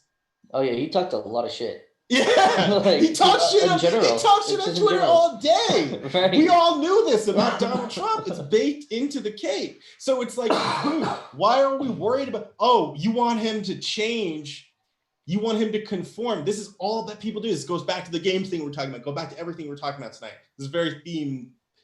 It's about controlling, and I've had that issue with people in my life too, where it's like they want you to conform to their shit. Right. Like, guess what? As if I'm not being an asshole to you, then no. You know what somebody said about Trump the other? I think this was Tim Pool. He said what he thought actually happened with Trump was that he gets elected. He goes into this room with all these people, and they're like, "All right, so you're president. This is how it's going to work." And he goes, "No, I'm the president. I get to say the rules. No." And like, they're like, what the fuck? This guy's like not, you know, and because it's like, you think about it, like the Republicans hate him, the Democrats hate him. They just wanted to, they're trying to control, just like they're trying to control us, just like people try to control each other. Like, and it's like, that's not going to work with this motherfucking guy. And that's great. Well, you know what? I will say that, you know, there's a failing on my part because I was a fan of The Apprentice. I watched season after season of The Apprentice, and one of the things that is why when he first announced his run for president, I was like, okay, because the person I saw in The Apprentice was a hard-nosed businessman who didn't pull any punches, but he wasn't a shitty person, right? He didn't say shitty things necessarily about to people. But that's because it was edited. Right. No, it was TV, right? This is, and that's why I say it's a failing of mine, where I'm like, I was like, this, you know, I made the mistake of thinking that was actually his persona. No, Trump was on WWE before that. Sure, he was in Home Alone. He got his microphone chops on WWE, my guy. Come on. All they do is talk shit. Right. That's the whole thing. Sure. And the Apprentice is edited. So like there are things in there that we will never see. Yeah. There are things in there that we will never see. We hear about them now. Yeah, we hear about them. In our Me Too culture. Right. Omarosa is like, well, he said this about niggas. You know what I'm saying? I'm like, come on, man. Like, I don't give a fuck. You're expecting me to believe that this. Right? I think so. I think that's how that works. Yeah. I think that's like you expect me to like wait, are we on YouTube? YouTube's gonna kick you off. No, it's fine. We expect me to like to believe that this guy's racist after the whole thing. Come on, man. Like, no. I'm not gonna believe any of that shit. I lived through the Apprentice age. I lived through him being on WWE. I lived through him being a famous, cool dude who rappers hung out with and talked about in their songs, man. I lived through all that. You can't trick me, dude. That makes no sense. It's just ridiculous. You know? Right. So let me ask you this. Do you think that he, from a business standpoint, do you think he is 100% legitimate? And by that, I mean, there's been a lot of people under him that have gotten in trouble for very shady shit. And he is the kind of businessman who owns the business, right? And we know that the buck stops at the top. Yeah. So I constantly think that he built himself a layer that prevents him from being touched by all this stuff that was going on under him, but I can't for a minute believe he didn't know. Maybe. I mean, when you got like people like Cohen and others that are getting in trouble for shit and going to jail, how did he not know? If he's like the best businessman in the world, as he says, right? Yeah. That's always bothered. That's always bothered me. Right. It's always that bothers me about him. I'm like, how are you a great businessman if you didn't know this shit was going on under you, or did you know and you separated yourself enough to where it can't touch you? Or you just say that's the type of businessman he is. Right. What he says is, get this done. Don't tell me how you did it. Yeah. Right. Now, I'm not going to say that sounds like a. I'm not going to say that sounds like a crime boss, but in some definitions. Business, hey man, I grew up when mafia movies were cool, so yeah, it's all good. That way he can go to court. He can pass a lie detector test. Right. No, I have no idea what's happening. He can say under oath, no, I have no idea what's happening, and be right. It's true. Yeah, right. I mean, I don't presume to. I don't even speculate on that kind of thing, man. Like, to be honest, like. You got to travel through some hands in order to get that type of money and maintain it, especially like as a family thing too. And like, there's things that happen and people are weird and they do a bunch of weird shit. And to be honest, I'm never going to know about this is what it's like. These are things that there's some things that were recorded on the Apprentice that we're never going to know about. There's some things that exist that happen that I'm never going to know about. And he could be clean. He could not be. I don't know. I don't know how people get to that level of anything, and I certainly am not there, and I probably will never get there. So like, I'm not going to even concern myself with that. Yeah. Like, exactly. See, for me, it winds up being a trust factor. Whenever you've got somebody that's got the power of the pen to make executive order and to do things, I gotta feel you have the potential for corruption. Right. That happens. It's, right. That's and I know it's a stupid word to use, but I have to feel some level of trust in my president if he's got the kind of power that they can wield in the present day. Well, what kind of trust are you looking for in any kind of government official? You know what I'm saying? It's like. Oh, it's like, I don't know. It's like, if I can't say beyond a shadow of a doubt, oh yeah, I think he honestly runs an honest business and people fuck up below him and do stuff that he didn't know anything about. If I knew that, if I knew it, right? I have the question, I have the reasonable doubt. And reasonable doubt about that, it's the same thing. You go back and look at Nixon, or George W. Literally any president. Well, a lot of there, I mean, you just don't know about it, right? It's I don't know. That's so it bothers you that that he's a businessman and people involved with him got involved with shady shit versus not knowing anything about the shady shit that potentially all other 44 presidents have done. Well, now there's not every president has a $10 billion business under their. No, that's what I'm saying. Right. No, I agree, but that doesn't mean that they didn't do anything shady. No. I agree with that. But what it's more the fact that when I have to start questioning the ethics and the values of the president, which you should be doing anyway, right? But when it's just to the degree where I'm like, I can't, it caused me to not be able to vote for him in this election. But whose fault is that? That's the media. Well, I understand. That's the media, which is why you know all of these random, you know that he likes to grab women by the pussy and like all of that fucking weird stuff that they like brought up regardless of his business dealings or anything that they've drudged up about him because of the media. Well, sure. Because the media presented it to you in a way and framed it in a way to warp your perception of this person to that way. But they didn't do that with, like, per se, Barack Obama, who got involved in a bunch of shit that didn't come out until after he was president. And that is scandal-free for 8 years, right. man. Right. Scandal-free. There's still those memes are still going on around. You know, the difference is the media didn't decide to tell you about it.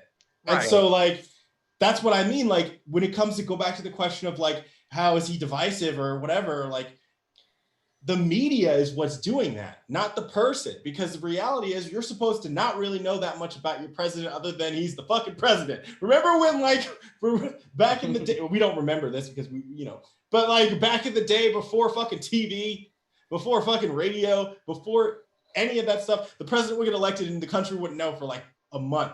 Right. Yeah. You know, and that was it. What, we that have was a new it. president? What? Yeah. Oh, shit. Like, Yeah, it's that time again. Oh, yeah. Okay. Right. Whatever. And now it's like it's all in your face all the time, and it's like there's opportunities to undermine people and to make people look bad and to take people out of context and to ask them weird questions and to like make them uncomfortable and try to get them angry and do all these like weird things that are naturally going to warp your perception of a human being. So I hear what you're saying and stuff too. Right. Panelists, those are the worst, I think. Right. Because there's just 4 people who all agree with each other, saying the same thing in different ways. Right. It's like, right. and it's like confirm. So like I understand what you're saying, where it's like all of these things are in your head and I can't in good conscience vote for this person. Like I understand it, but I think that's the media's fault more than anything. Well, honestly. I can agree with that. I will have to say it's not just mainstream media. Yeah, for sure. You know, it's coming from all sources of media. The varied opinions, the varied approaches, the varied misinformation. Right, I mean, we're getting it from all sides, right? I mean, even in this election scandal, you're getting so much misinformation. People doctoring this or doing this, making these claims that are all just fabricated. And it's like, whoa. And that, I think, maybe you're right. I mean, it's forcing a lot of us to do some scrutiny, do more scrutiny on these candidates, on these politicians, that unfortunately we can't get answers to. Like I can't get a straight answer for Trump where he's going to go, no, I've never done anything dirty. I can't get face to face with him and have that answered, right? Yeah. And for most politicians, they're going to politic the answer in the first place anyway. Right. So with all that scrutiny, you know, it's like, okay, fuck, I don't know what to trust anymore. I can't put any faith in anybody. Like I voted for the Libertarian Party for the simple fact. You voted for JoJo? No. I vote, and it wasn't. I didn't vote for JoJo. I did as well. I did not vote for Joe. Did you? Yeah. I did not vote for Joe. I voted for the Libertarian Party. Oh, okay. Got it. Because I hoped it's that play. Get them enough votes they can get on the stage and throw a wrench in the works the next time there's an election. Well, they did get a lot of voter turnout this time, right? Didn't they get like a lot more than usual? Not as much as the 2016 one. Okay. Barry Johnson got like 3.6%, I think, something like that. Gotcha. And he got 1.8.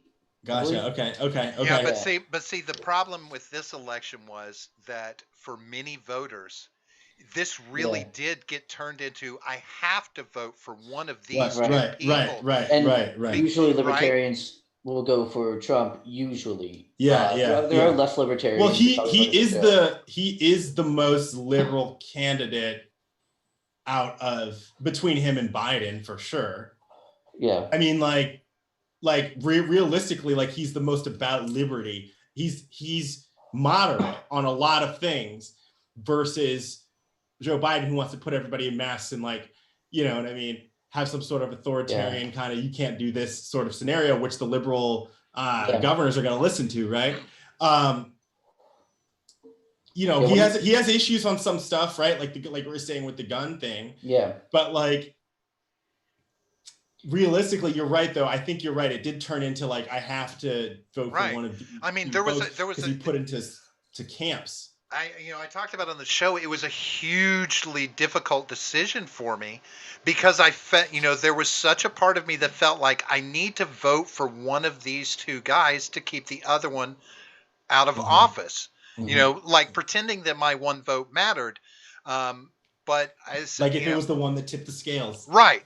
But I'm like, when it all, after a lot of thought and a lot of introspection, I said the really only thing I can do is try and play the game based off the numbers they have set up, the expectations to get the libertarian, some third party on the stage to break the monotony of this battle between Republicans and Democrats, because that is not what this country needs to be about. It doesn't need to be a red and blue battle. We need to find a way to get to purple and get on with our fucking lives, shut ourselves off from the rest of the world, and make America better than fucking great. Make it America again. Yeah. Well, the problem with that is that with the war between left and the right, the Democrats and Republicans and things, I don't know if that's possible, because it's been harnessed for more than just Democrat versus Republican, right? Because now you have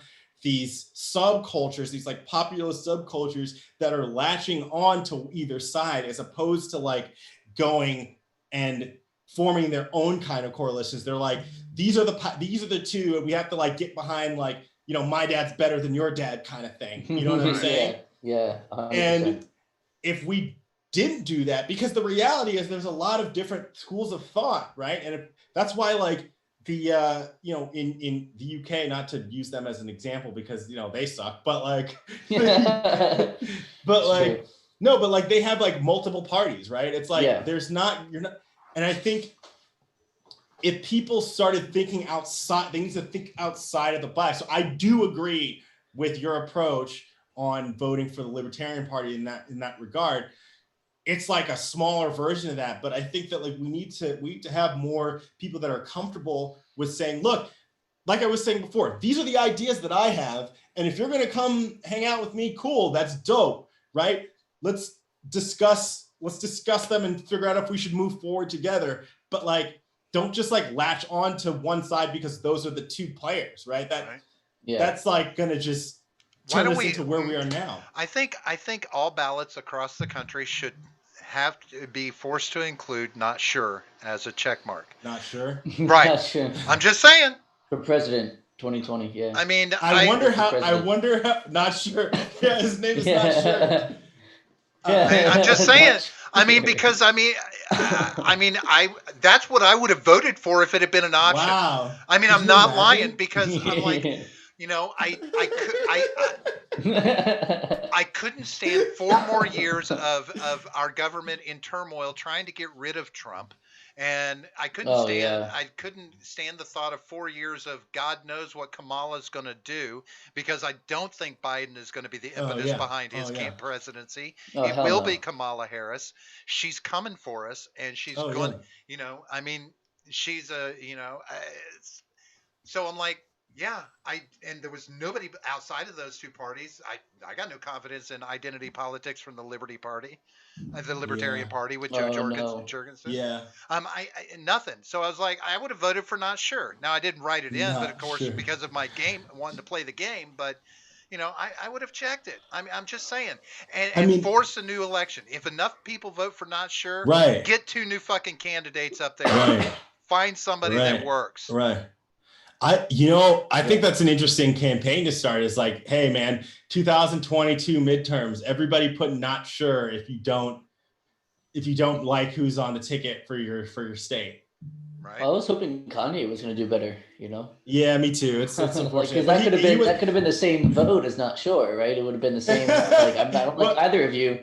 Fucking Kanye. He wouldn't have. So easy. He wasn't able to like gain ground a lot of it, because it's like I wasn't even able to vote for him in my state, for example. Right. Yeah. He was only in 12 states. Yeah, I mean, exactly. you can still write him in. I mean, Yeah, Well, yeah. he failed himself because people got pissed off that he didn't vote down ballot. He just voted Yeah. he just voted for himself, and that was all he voted on. They're like, what about the people? What about all these amendments and shit? Come on, Yeah, Kanye, exactly. think. Yeah. I don't know. I'm not saying it would be a good idea to have Yeezy as president. All right, I'm No. not saying that's a good idea. I think it'd be hilarious. I was really It would be hoping. hilarious. I was really hoping the rumors about Dwayne Johnson were true back when I that know. circulated for 5 minutes that he was thinking about no. running. I'm like, maybe he might do something. I don't Yeah, know. but didn't he endorse Biden? He did. Did he? I Did think he? Which is I kind think of, so, yeah. but I don't know. Well, he's Hollywood, man. He's a Yeah. POC too, right? I mean, does that Oh God. does that factor in with Yeah, him? no. I know, I don't know. I know. I'm just. Hate that Isn't he like? Well, Yeah. you know what? I don't Oh, know what God. term to use anymore, right? He's black, right? He's like mixed, isn't he? But are you Well, I okay? think Is black it, and mixed. I think he's like black and He's like Hawaiian. Samoan or something. Samoan. Yeah. That's what it was. Yeah. Yeah, Samoan. yeah. Something like that. well, is it Yeah. okay to call people black anymore? Yes. I mean, is it still okay to call black people Yeah. black? Dude, Right. first of all, I know, right? It's First like, of I'm all, white, you're white. yeah, you guys are white, I'm black, it's Right. fine. Right. African Americans stupid because Yeah. no, people who come here from Africa and then move here, they're African American. Right, Sure. right. That's why I stopped Like- using that. I'm like, why am I calling people African Americans? Most Yeah. of these people It's don't even know what it's a that. separatist term. Right. Right. Most of they don't even know where Africa is. It says, tell me I'm lying. Tell me I'm lying. Oh man, that's fucking funny. But no, it's like the whole thing about that is like it's separatist. It's like, no, I'm American, man. Like my mom's an immigrant, right? My dad's from the United States. I'm black. Both my parents are black. I was born in the United States. I'm American. That's it. Yeah. I'm American. I have an immigrant mom, so I understand her culture to some degree, right? That's it though. I'm American. Okay. It's not that hard. Now I'm going to put this out there, Yeah. and this has been something that I've been conflicted with since I was a kid. Okay, and I grew up in Oklahoma, and understand it wasn't until 6th grade till I saw the very first black person in my life. And you were like, Right? It was a girl too, and I was oh, like, was she hot? and I used the N To word you? with her, and I didn't know that was bad, and I got in Was trouble. she hot for to it. you? I was. 6th grade, you're starting to kind of. Yeah, you're starting to kind of figure yeah, out. yeah. That didn't. Everything was attractive. I was an over sexualized kid because of sexual abuse at the home. So Oh, I was shit. like, right. So, but the thing that bothered me was I was told she was black, right? Uh-huh. And I'm like, but she's not. do She's you mean? brown. Oh, right. Right. She's not black. She's brown. Why? You And know- I couldn't. I watched Roots, and it's like this is about black people, and I'm like, but they're not black. They're brown.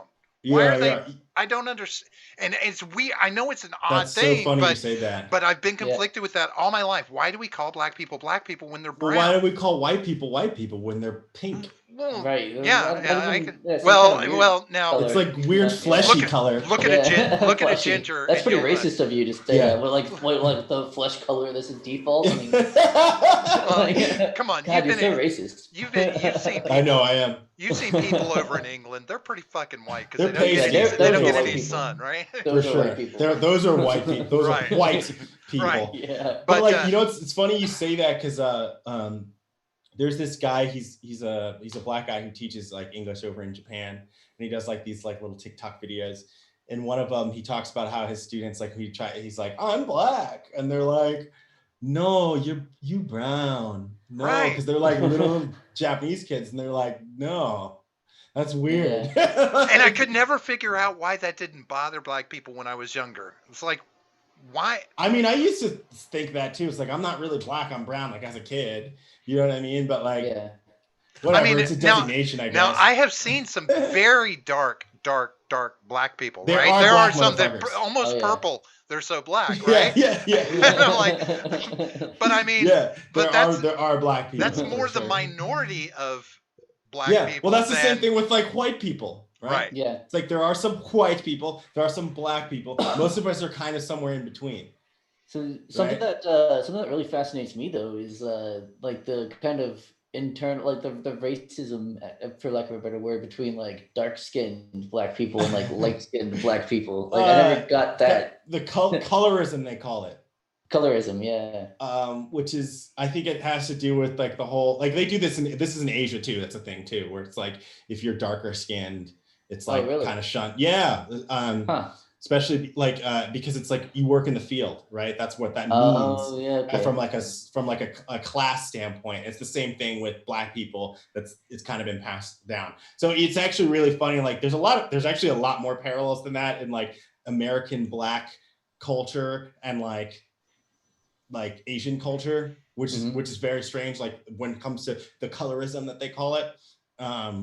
But that's one parallel for sure. That's where that comes from. But now it's just funny to make fun of light skinned niggas. Well, now you're almost white. You're barely black. Yeah. Well, let me ask you this, because you seem like a pretty progressive individual. Progressive? Not in a bad way. Not in a bad way. Like he didn't mean to insult you, I promise. Current. So, all right. So you're a black man. I am. Are we racist? Are we racist? Are we racist I don't as know. a country?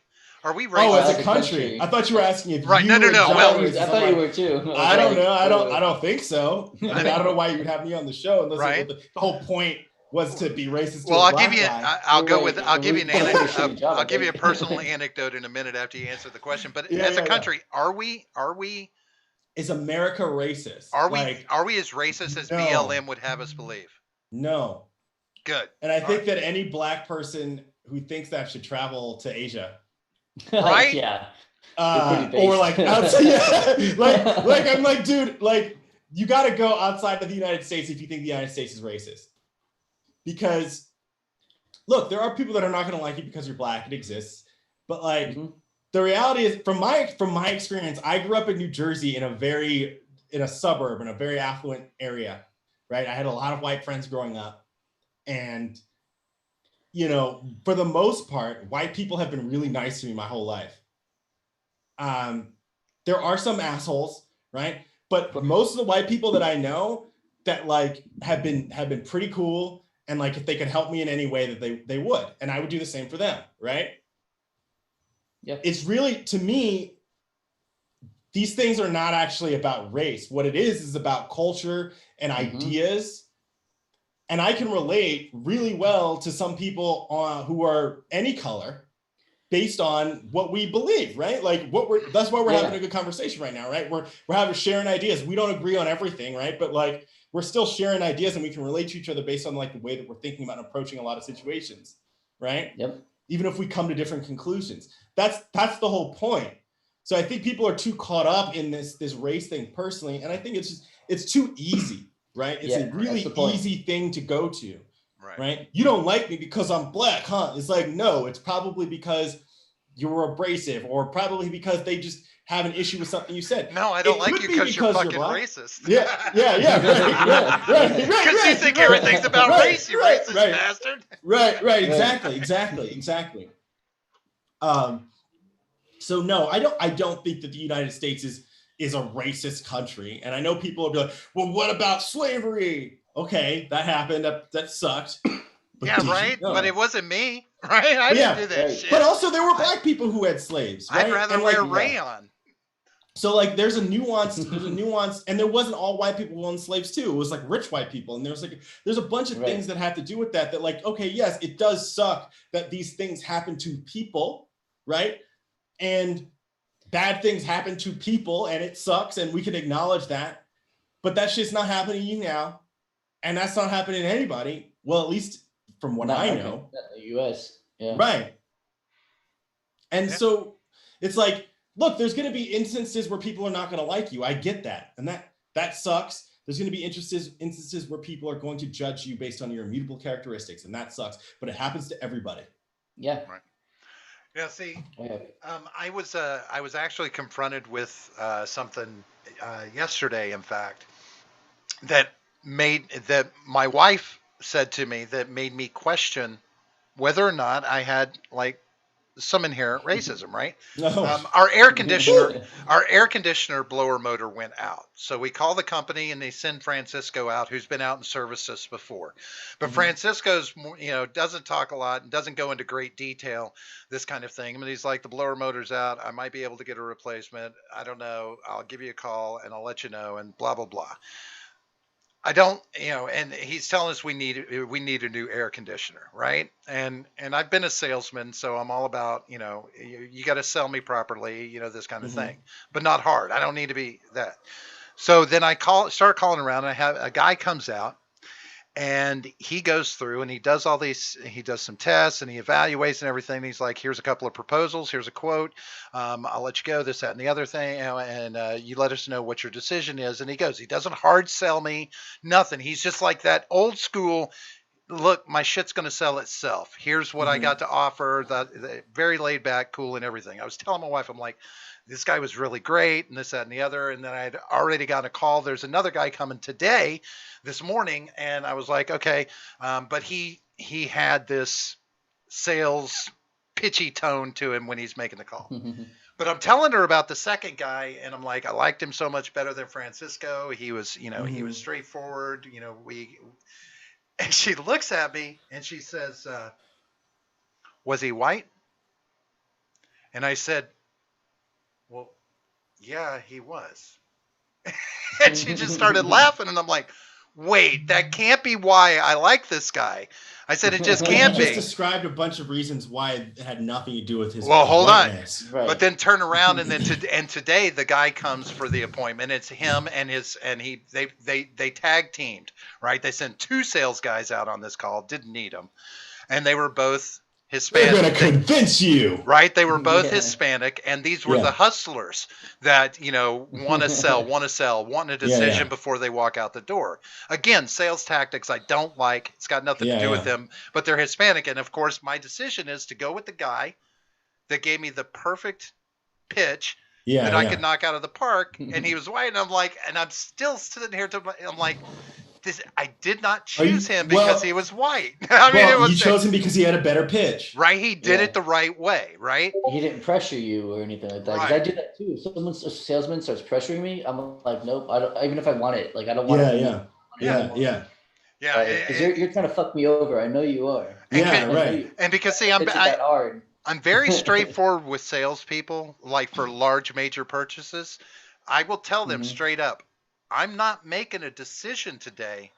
I need to know what you have to offer so I can weigh the choices. Yeah. If you want to fucking hard sell me after that, I stop listening. Right. I really do. But it was just so funny when she said it last night, because I'm just going on about this guy and how good he was, and he commented on the garden. He has some of the plants that we have in our garden, and he talked about it. And I'm like, we had common ground, but she just straight. Was he white? Dude, no. So the thing is, it's like she was fucking with me. It's funny, but like, it's your programming. Oh, white guy must go with white guy. No, I'm saying to think that way, to think like. So it's like that's the thing is it's like no one's thinking about that until somebody else puts that into their head. Right. Exactly. It hadn't even crossed my mind, and she purely said it as a joke. Yeah. But boy, man, I I'm an overthinker. I'm like, oh goddamn. Did I? You're like, oh shit, he was white. Did I actually do that? I mean, like if a black guy came to my house and tried to pitch me on anything, I will shut the door in his face. So. Well, and I feel bad because I always turn around the black kid that comes selling magazines. Yeah. I always. Do you not want his magazines? I don't want any of his fucking magazines. What is his magazines? I don't know, because I don't want any fucking magazines. I'm not, he's like, oh, it's gonna help me do that. I'm like, help you do this? Then why don't you just ask me for $20? Hey kid, I don't want why don't you sell drugs? You heard of drugs? Right? Selling drugs. Right? Do you have Come a on, nick? Man. Do you got a nick on useful. you? God right? damn it. You got some weed on you? Because I will buy that from you right now. On the spot. Do you Zelle? Yeah. Do you have Zelle? Right, exactly. It was, but like, it's, in this day and age, it's like, it's you because of the media, because of social media, you feel pressured now as a white person, mostly as a white person, about, okay, well, like even with you, what do I call you? Do I call you an African Yeah, American? yeah, Do you want to be called black? Do you want right. to just be called human? What do you want me to call you? Humans. Because I don't want to offend, right? Yeah, well, so that's the thing is it's like white people are on such like eggshells these days Yes. because everything that they do is like incredibly heavily criticized and linked to systemic racism. So like Right. it's And like it's so ridiculous. we- It's so ridiculous. And you know what's most racist about it is that most of it only seems to apply with black people. Right, exactly. Like you could be racist all you want to a Latino person and it's not going to make news. Be racist to a black person. Oh, Jesus right. Christ. Well, I think a lot of it is because it's because of the history of oppression that Right. my people have gone throughout the history of the United States, 400 years, that kind of stuff. Right. So Tell like the truth. that's it, right. So that's the reason why America's always kind of been a black and white country, and the Latinos and like the Asians kind of snuck in, right? And like nobody talks about them, right? Because like it's not really like it's never been like this epic struggle between black and white They're like an and afterthought. Asian. It's like it's black and white, and so that's a lot of it. And I think a lot of black people feel like they're owed something because of a lot of the propaganda that's been shoved into our heads since elementary school. Yes. Like. And it's like Black History Month comes around and it's like, you guys were slaves and we didn't let you ride the bus. So like now these black people are growing up and they're like, fuck that, I'm gonna ride the fucking bus and I'm not gonna be your fucking slave. And I get like why a lot of black people think that way, because it's been programmed into us effectively, right? Yeah. And it's been programmed into white kids to feel guilty about it, right? And so now we're at this age where the people with buying power and like, vocality or whatever through the internet, especially, are able to express all of the frustration that has been drilled into us for the past like 2 generations. And it's starting to explode. So that's where you get that. Now you have all these white people afraid. Oh, I can't talk. That sucks. I think white guys need, especially white men, and especially, stop being afraid. Stop it. Well, for sure. Now I will say there's one thing that hasn't changed about me, though. I do feel, I feel a twinge of discomfort when I do it with certain individuals, but with men, for many years, if I'm talking to a guy, I refer to him as brother. I don't care what race he is. It's just more of a brotherhood thing. We're humans. We're brothers. Yeah, for sure. And I'll say, thanks, brother, this, that, and the other. But now, in the present time, like Keenan up at the Wawa, and I'm leaving. I'm like, thanks, brother. And I'm out. And I'm like, and thinking on the way out, God, is he going to be offended because I used that old 1970s and 1980s brother thing? Is he going to understand that I'm just calling him brother out of humanity? That's why the 80s and the 90s were the shit, because everybody was calling each other brother and it was all good. Right. Yeah. But like, no, you know what? That's also something I don't like about it, is because now and this is not the fault of you, but what you're doing effectively is infantilizing black people to the point where now you're worried that you offended them just by talking to them. And this is something that black people willingly accept. Oh, yes, treat me like the victim and the little kid. Coddle me. Yes. Right? Why? Yeah. Fucking why, man? Like, because you're a grown adult. Like, it's rooted in 2 things, my friend. Affirmative action, civil rights. Sorry to say it. I may have done great things for some folks, but just FYI, those 2 things suck and keep racism alive in the bureaucracy and in the system to this fucking day. Well, I think that civil rights in some respect, I think the movement probably is what you're thinking of, like, in the sense is like, I'm okay. I like the fact that I can vote. The That's movement cool. was fine. Right?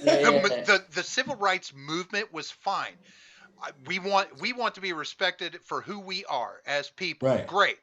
But when you start legislating that shit, Right. That's what I. Yeah. That's okay. Yeah. That's what I. Okay. Okay. That's okay. yeah, when government starts stepping in and saying, "Oh, you Yeah. must recognize these people," and I'm like, "Okay, well, you know what?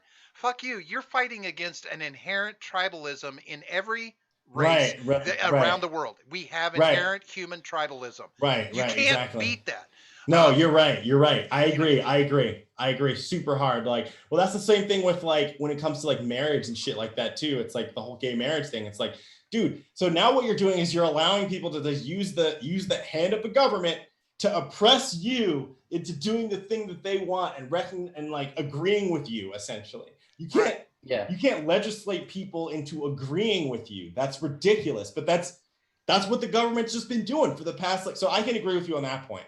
It's really fucking stupid. Yeah, it's really fucking stupid. I can't stand the idea that the answer to racism in a lot of people's minds is to replace white superiority with black superiority.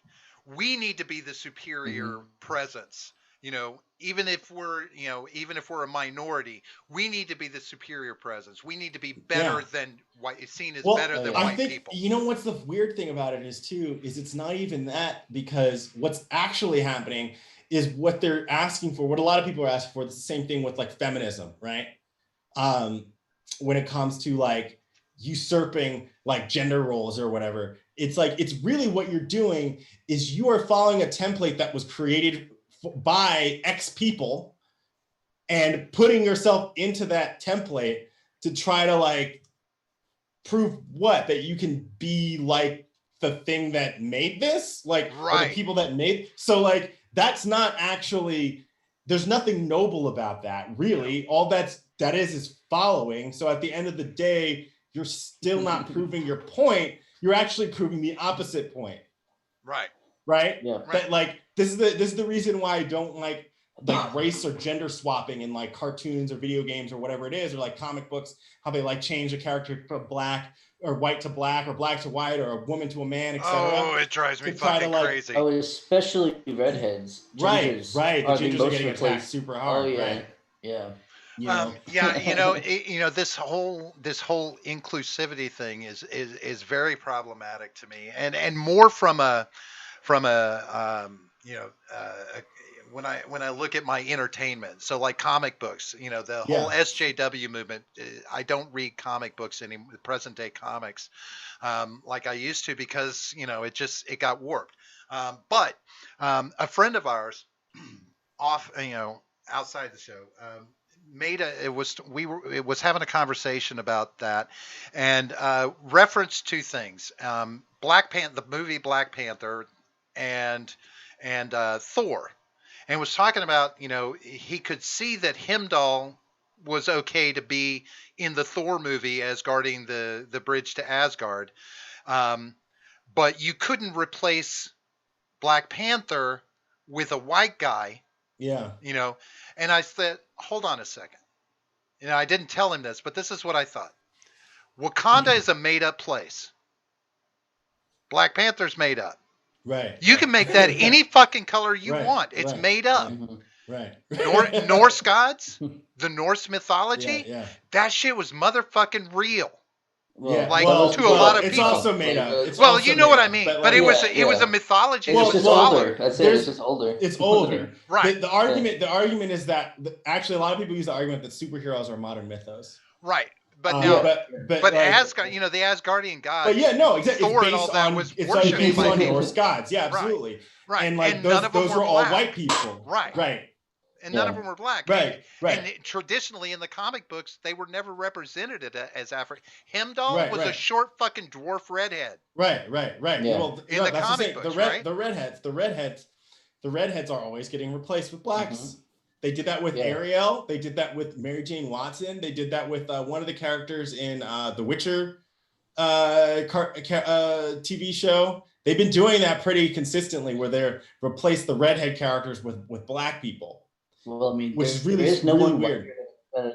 So, there's like the people alive. They're like, It's kind of ridiculous. Is there any? Yeah, it's weird. Is there a conspiracy Yeah. theory as to why? I don't know why, but like it's just something I've noticed as like a trend where like when they do replace a black character who was white with a black person or character model, it's always somebody that was previously a redhead. Yeah. And see, like Jimmy Olsen, they did that with Jimmy Olsen in the Supergirl TV show. They made him a big buff black guy. Oh yeah. Which is insane because he was like a nerdy little fucking ginger. Well, see, that's and I'm really conflicted because Amazon is going to be putting out a series starting hopefully next year about my all-time favorite series of books, The Wheel of Time.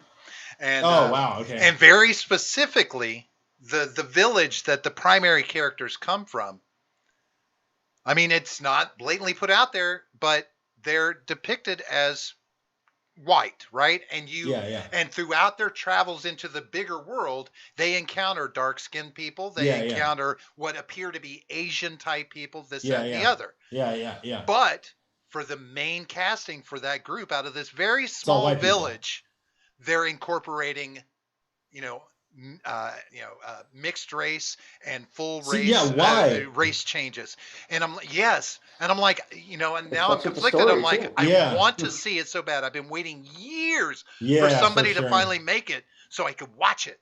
Yeah. And now I'm like, but can I? Because it just offends me that you're going to warp a story that way. Right. To serve this other fucking greater purpose. It's not even a greater purpose. Well, maybe greater purpose. What they think is a greater purpose. Yeah, you should have seen what they did to poor Artemis Fowl with Disney. Oh my God. Yeah. So that was one of my favorite book series as a kid. Like, so it's like not even young adult. It's like kids, like preteen to early teens. And so they described Artemis Fowl as like this kid who's like a super genius and everything. But he's extremely rich as well. His bodyguard is described as a Eurasian man in the book. Tons of times. He's got a backstory, from where he came from and how he got to where he was. So he got to be like such a badass in being like a bodyguard. And then they just replaced him with some like big black dude that did nothing basically. Like he had no character development. There was no story behind, no backstory. Yeah, because they didn't think about that. They realized they couldn't represent the backstory in a certain way because of who they wanted to cast. It was serving something else. So he was just a big black dude. Had no skill in anything really. He was just big and black. That was it. That was his whole character. It's stupid because it's insulting. Yeah, exactly. To black people too. It's like, oh well, you guys can't do your own thing, so we're just going to give you this, I guess. It's like, look, man, I don't understand why people are looking to be represented in things like that. Like, why don't you go out and make your own shit?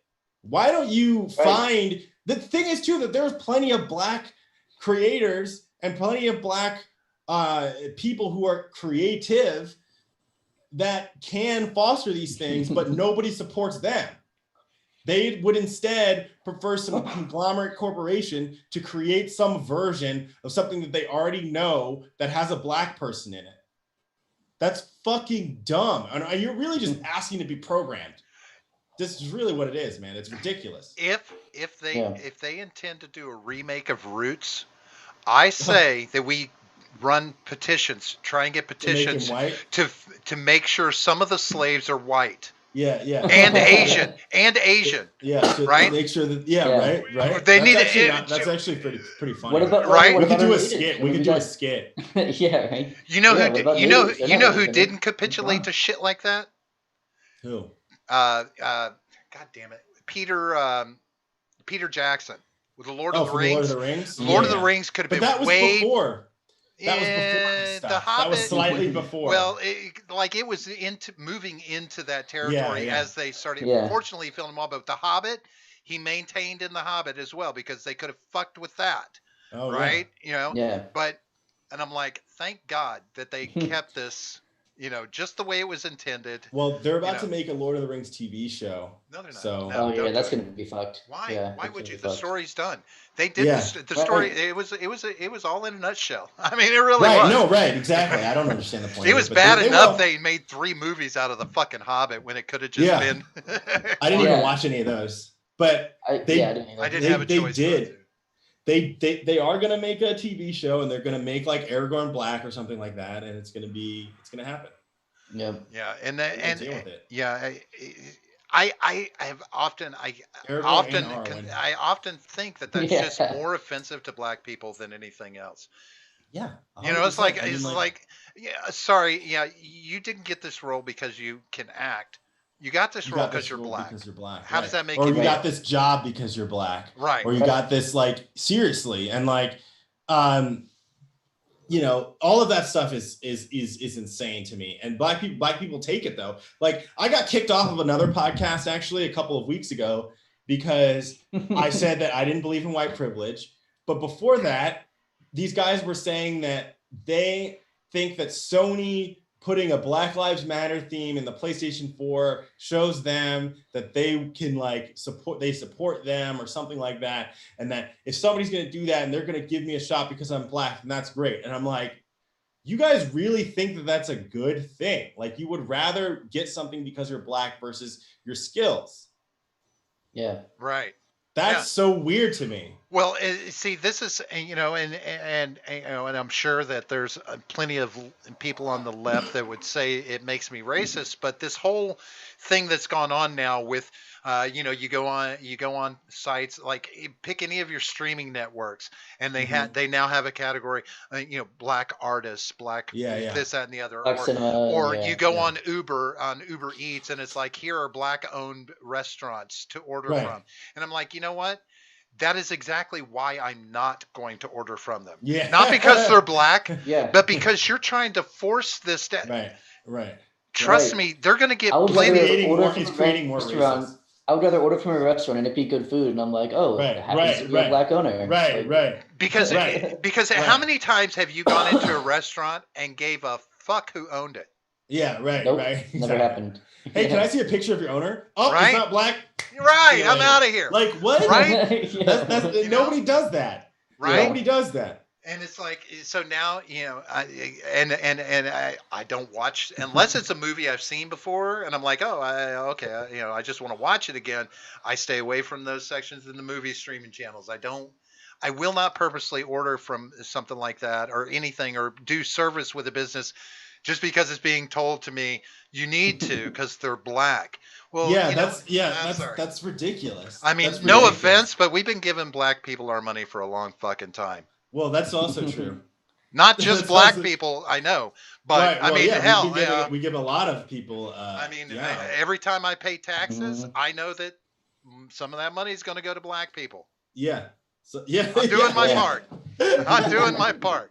Me fucking too, man. Oh, Like, speaking Jesus. of taxes, John, I forgot. I need to mention this to you. I don't know if you saw it. I think it was posted in Ed's server in articles worth talking about. There has been a proposal. One of the big banks did an economic report suggestion, this kind of thing. But what it was saying is that now that there's this large shift to people working from home because of COVID, it's changing the landscape of work where a lot of people are going, we need to institute an additional 5% tax on people I saw that. People who work from home. Like what? And that money would go to frontline workers that are still out in the real world working, even after COVID. Hell no. After. No. And I'm like, if you're gonna raise my taxes, you can fuck yourself. Right. Period. That's insane to me. Tax this dick. No, seriously, that's.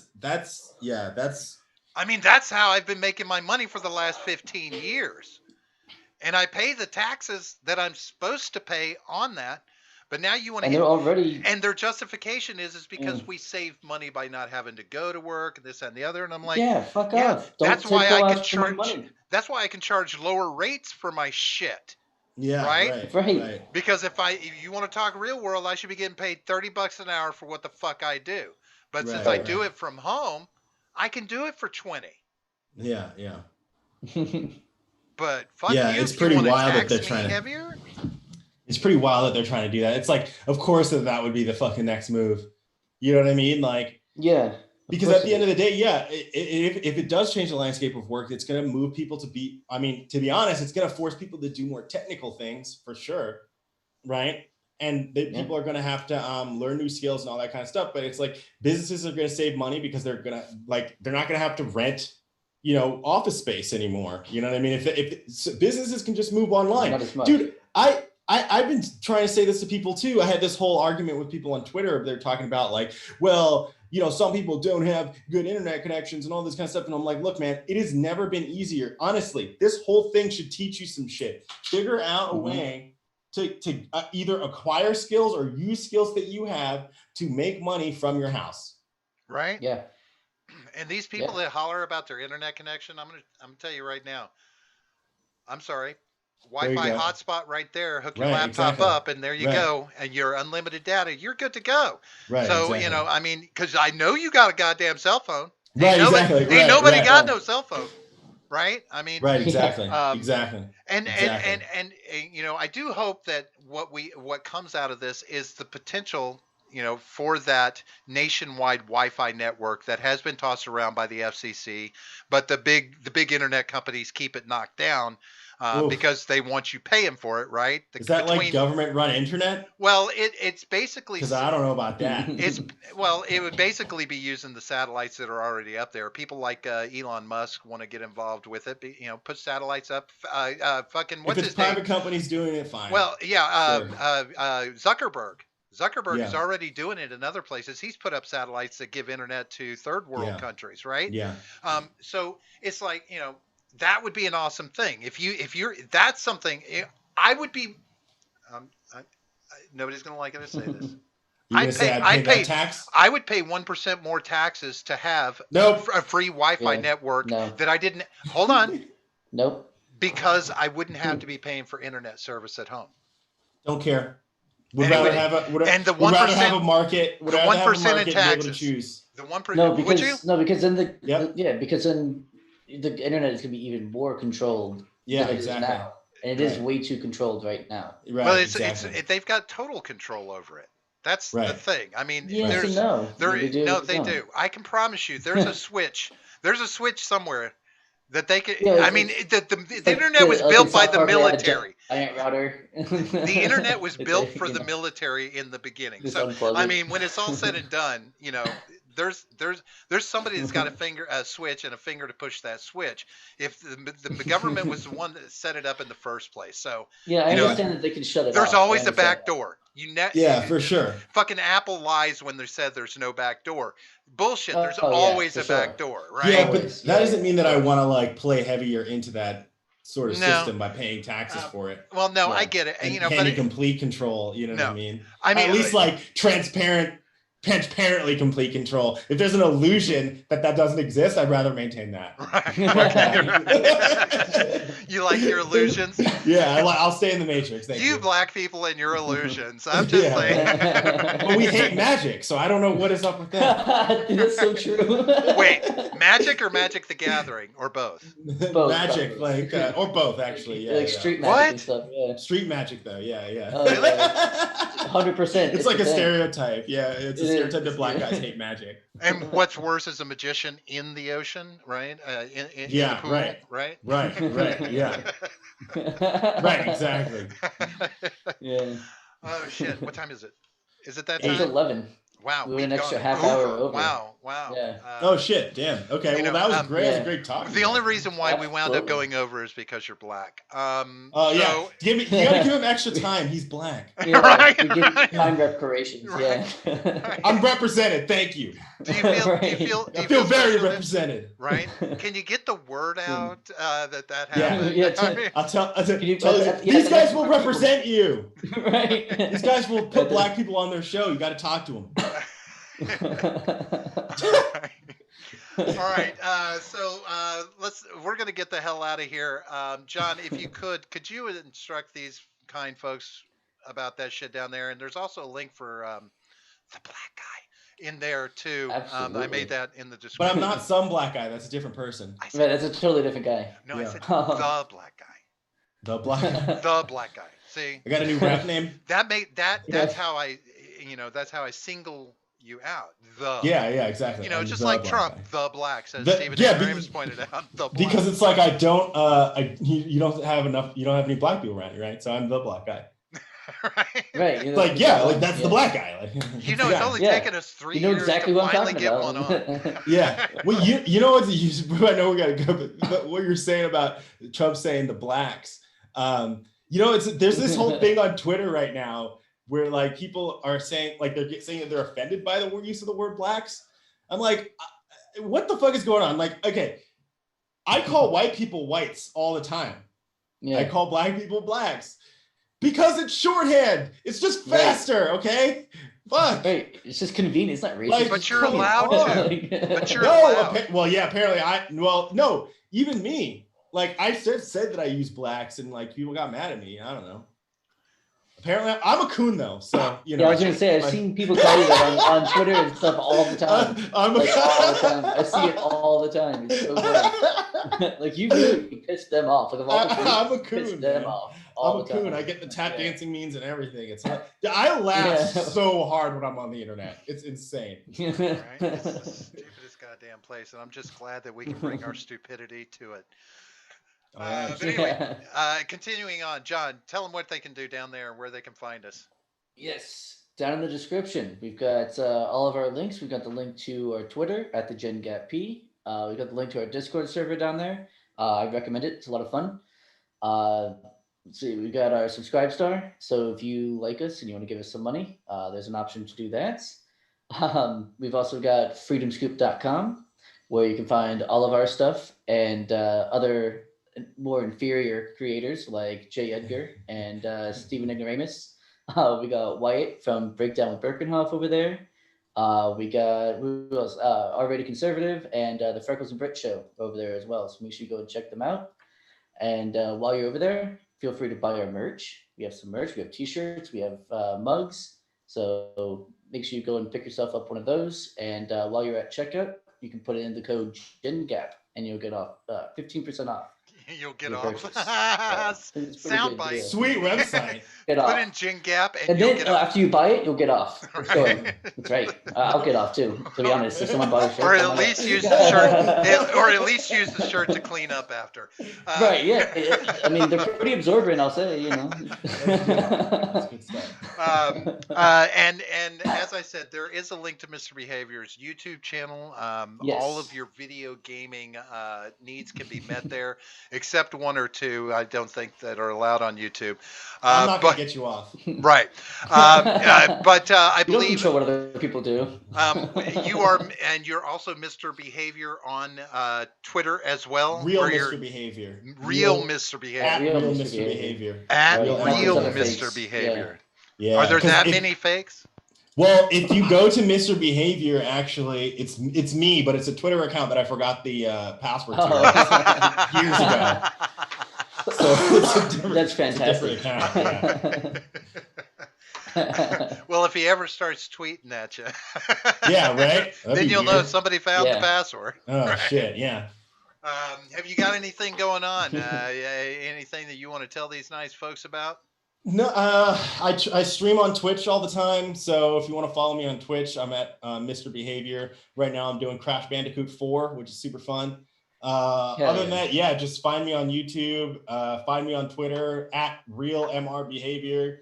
I'm always down to chat. Doing some music. I got some music on Bandcamp. It's just like 8 songs that are lying around. I've been doing music for a long time, but like usually rock music and stuff. This is just kind of experimental things. So that's on Bandcamp. You can find that there.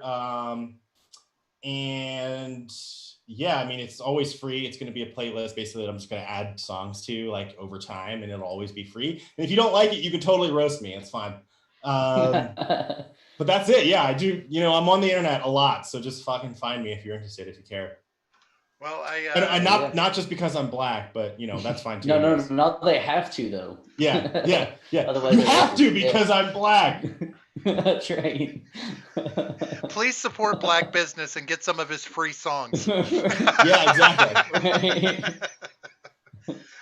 Well, we do appreciate you coming on tonight Yeah. and talking Thank with you us, for having me. Absolutely. and man, yeah. being someone that we can actually, not have a non-anxious conversation with. Yeah. For sure. As far as, and just so you'll know, I think I probably would have bought an air conditioner from you.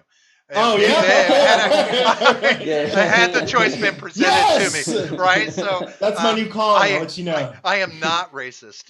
You can put that on Fantastic. your resume too. Tell your wife that. Tell your wife. Yeah. I actually met a nice black person, honey. Yeah. I actually. Yeah, right. Can you believe it? Right. All right. We're going to get the hell out of here. We'll be back again on Wednesday for our regular episode of Shooting the Shit. That'll be at 9:30. We'll also be back again next Friday, which won't be a Friday the 13th, which I'm surprised hasn't blown up in our face at some point today. Right. That'll be at 8:30. Both of those times are Eastern time, the one and only true time zone. All the others are just wannabes. We Yeah. are going to get the hell out of here. Thank you, everybody, for showing up. If you haven't hit the like button, please make sure and hit that one Slam time. that like button. Hit the subscribe button if you haven't already. And please don't touch the other button, the thumbs down. That's broken. We're trying to get it fixed, but we doubt we ever will. Outside of that, Mr. Behavior, thank you for being on here and Thanks for having me. giving us some of your deep insight. We're gonna get the hell out of here. You folks have a good night. Stay safe, and don't die. Yes. We're out of That's here. what it Have a is. good night. Peace. See you guys. The war will begin.